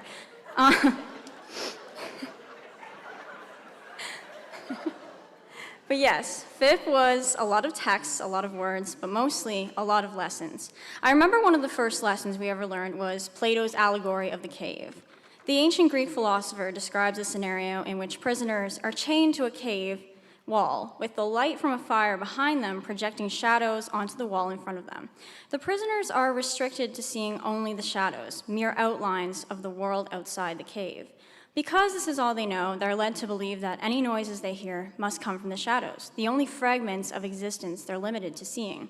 And Socrates, let's call him Plato's older friend, believed that the work of a philosopher is to be freed from the cave and make sense of the world outside us, where these shadows come from. Now, I paid about $8,000 to learn this lesson, and I just gave it to you all for free, so I will be taking commission after the ceremony if you want to come find me. Thank you. I gotta start paying off these loans somehow, so might as well start. Anyway, this allegory was something I had a really hard time grasping. I mean, the first time I saw it, I was like, oh my God, what's an allegory? Oh, isn't that just another way to say metaphor? Which is just another way to say thing that's like another thing. I mean, just say that, Plato. The language of the text was very inaccessible to me, and philosophy was never something I'd tried to understand before, so you can imagine my intense difficulty. Although this happened near the beginning of the FIP program, it was the time I was really questioning my place at this school. Was I good enough for King's? Would I ever be good enough if I was already struggling this hard at stage 1? Should I just throw in the towel now and save myself the embarrassment? I mean, the way some of my classmates talked about the text was like they were born with this knowledge built in. Like this was just a rehashing of old news for them, while it was like learning a second language for me. Eventually, however, I came to a realization that changed my perspective. After Plato's cave allegory, we started learning about Socrates, who famously said, "All I know is that I know nothing." We went on to learn about René Descartes, who basically wrote an entire book trying to figure out if he was real or not. Almost every philosopher we learned about seemed to be starting from scratch with their ideas. chained to the wall of a cave which they had to emerge from. I came to the realization that the greatest thinkers in all of history truly knew nothing. They came into a world that was incomplete and they made something of it. For this, they have been remembered and celebrated for centuries. Their words are published in countless languages. Their ideas are taught over and over again to audiences across the world. People travel miles and miles just to admire statues and paintings of these people. And at one point in their lives, they felt like they knew nothing. There's a really great book called House of Leaves by Mark Z. Danielewski. Now, I know this is a big jump from what I was just talking about, but bear with me. Segues are not my forte, okay? I'm not a mall cop. That was funnier when I wrote it down. Anyway, in the novel House of Leaves, a family moves into a new house where the basic rules of logic and reality in our world start to bend. The inside of the house measures longer than the outside. New doors leading to dark tunnels start sporadically appearing and disappearing. I hate to spoil such a great work of fiction, but towards the end of the book, one of the people hired to explore the tunnels trips and falls off of an unseeable edge. He keeps falling and falling and falling into nothingness until time and space become obsolete. Nothingness is all he knows, and he can't even tell if he is falling or floating. This part of the book terrified me because this is often how I feel about my future. Graduation is such an interesting time because despite having just dedicated 4, 5, maybe even 6 years of our lives to the art of learning, we are constantly asked, what's next, and are expected to have an answer. Today's fast-paced culture tells us that we need to keep pushing, always be working, never be comfortable. But this notion relies on logic in an illogical world. It assumes that effort equals reward, which is not always true. Our generation lives in a time where we see everything all the time. Every day I'm reminded that our planet is ruined, there are no homes left to live in, war is breaking out everywhere, education is scarce, people are dying, but you need to find a career, get your life together, eat healthy. Why are you sad? Why are you angry? You should be grateful. Life is good. No, it's not. The world is miserable. There are no jobs, but get a job for Christ's sake. Do your laundry, fold it properly because the world is over. How illogical is that? Every day I'm faced with a new fallacy, and the unseeable edge seems to be creeping closer and closer. It's terrifying, but it's okay to be terrified. In fact, you should be. It's your human right to be. If I wasn't up here talking to over 300 people in the Rebecca Cohn Auditorium, I wouldn't be terrified, but if I wasn't terrified, I wouldn't be up here talking to over 300 people. And I certainly wouldn't have my valedictorian bragging rights, now would I? I keep hearing that in order to be successful, you should never be comfortable. And you can disagree with me here, but I don't know if that's true. I don't think a fulfilling life is one where you feel like you're constantly being chased. I think we become fulfilled once we learn how to be comfortable with the discomfort. When you can look at an uncertain future, an empty calendar, a dark abyss, with a smile on your face and hope in your heart, if you can look at the bleak state of our world with faith that things will improve and the courage to keep trying to better things, that is a true measure of success. So when people ask you, what's next? What are you going to do with your life? Tell them you're going to live it however you see fit. Another thing I want to remind you is to feel the things you need to feel. A lot of people, including yourself, will try to control your emotions, put them in a box and throw them away. Feelings scare people. We live in a world where contentment is the norm, and anything outside this needs to be fixed. But I believe that if you're sad, you should be sad. If you're angry, let yourself be that way. If your friend is scared, be scared with them. Don't dismiss them. Emotions are a good indicator that you're still human. So get comfortable with the discomfort. You're going to be feeling a lot of it, but always remember that what feels like falling might also be floating. King's is a really special school. I think we all know that. I mean, there's so much Latin. God. I thought it was dead. What? It's like we're always reciting these incantations that put, like, a curse on nearby towns. Anyone checked on Antigonish recently? Like, are they okay? Anyway. King's is special for these niche traditions, but it's also really special because its students have so much heart and take pride in what they do. You can tell when someone goes to King's, and I think that's a beautiful thing. King's students truly care. We care about each other. We care about ourselves and our interests, and most importantly, we care about the world around us, and we're critical of it because we want to see it get better. Although a lot of us are moving on and leaving our years as King students behind, I want us to never stop caring, ever. This world will beat you down, tell you you're unimportant, that everything you believe is meaningless. It'll try to make you believe that there's no use, that concern is pointless, and we should give up. But the spirit that exists at this school proves that hope still exists, that there's life worth living, and that caring matters. We all cared about our education, believed we could make something of ourselves, and change the world for the better. And that is why we're all here today. So never stop caring, feel what you need to feel, get comfortable with the discomfort. And if you feel like you know nothing, remember that, hey, Socrates is right there with you. Thank you.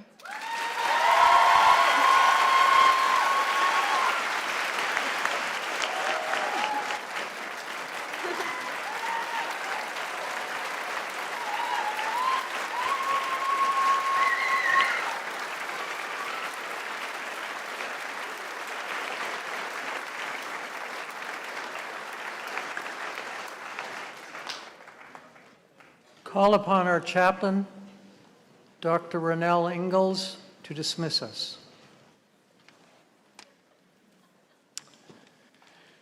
The great Roman philosopher Boethius, we were just talking about Latin, right?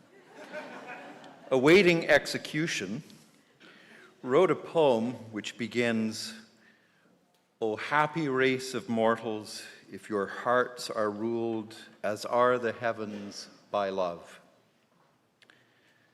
Centuries later, as some of you will remember from FIP, Dante Alighieri, at the end of a long and arduous pilgrimage, came at last to this happiness. His desire and will moved like a balanced wheel rotated evenly by the love that moves the sun and other stars.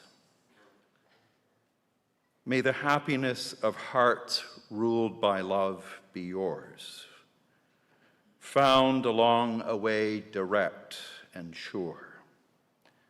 Love the beginning, the way, and the end. May friends from many centuries, friends who walk with you now, and friends you have met in your studies, friends who walked this way before, accompany, illumine, and strengthen you. And may nothing be lost, nothing be wasted of all that belongs to your pilgrimage. And may the Lord bless you and keep you. The Lord make his face to shine upon you and be gracious unto you. The Lord lift up his countenance upon you and give you peace. Amen.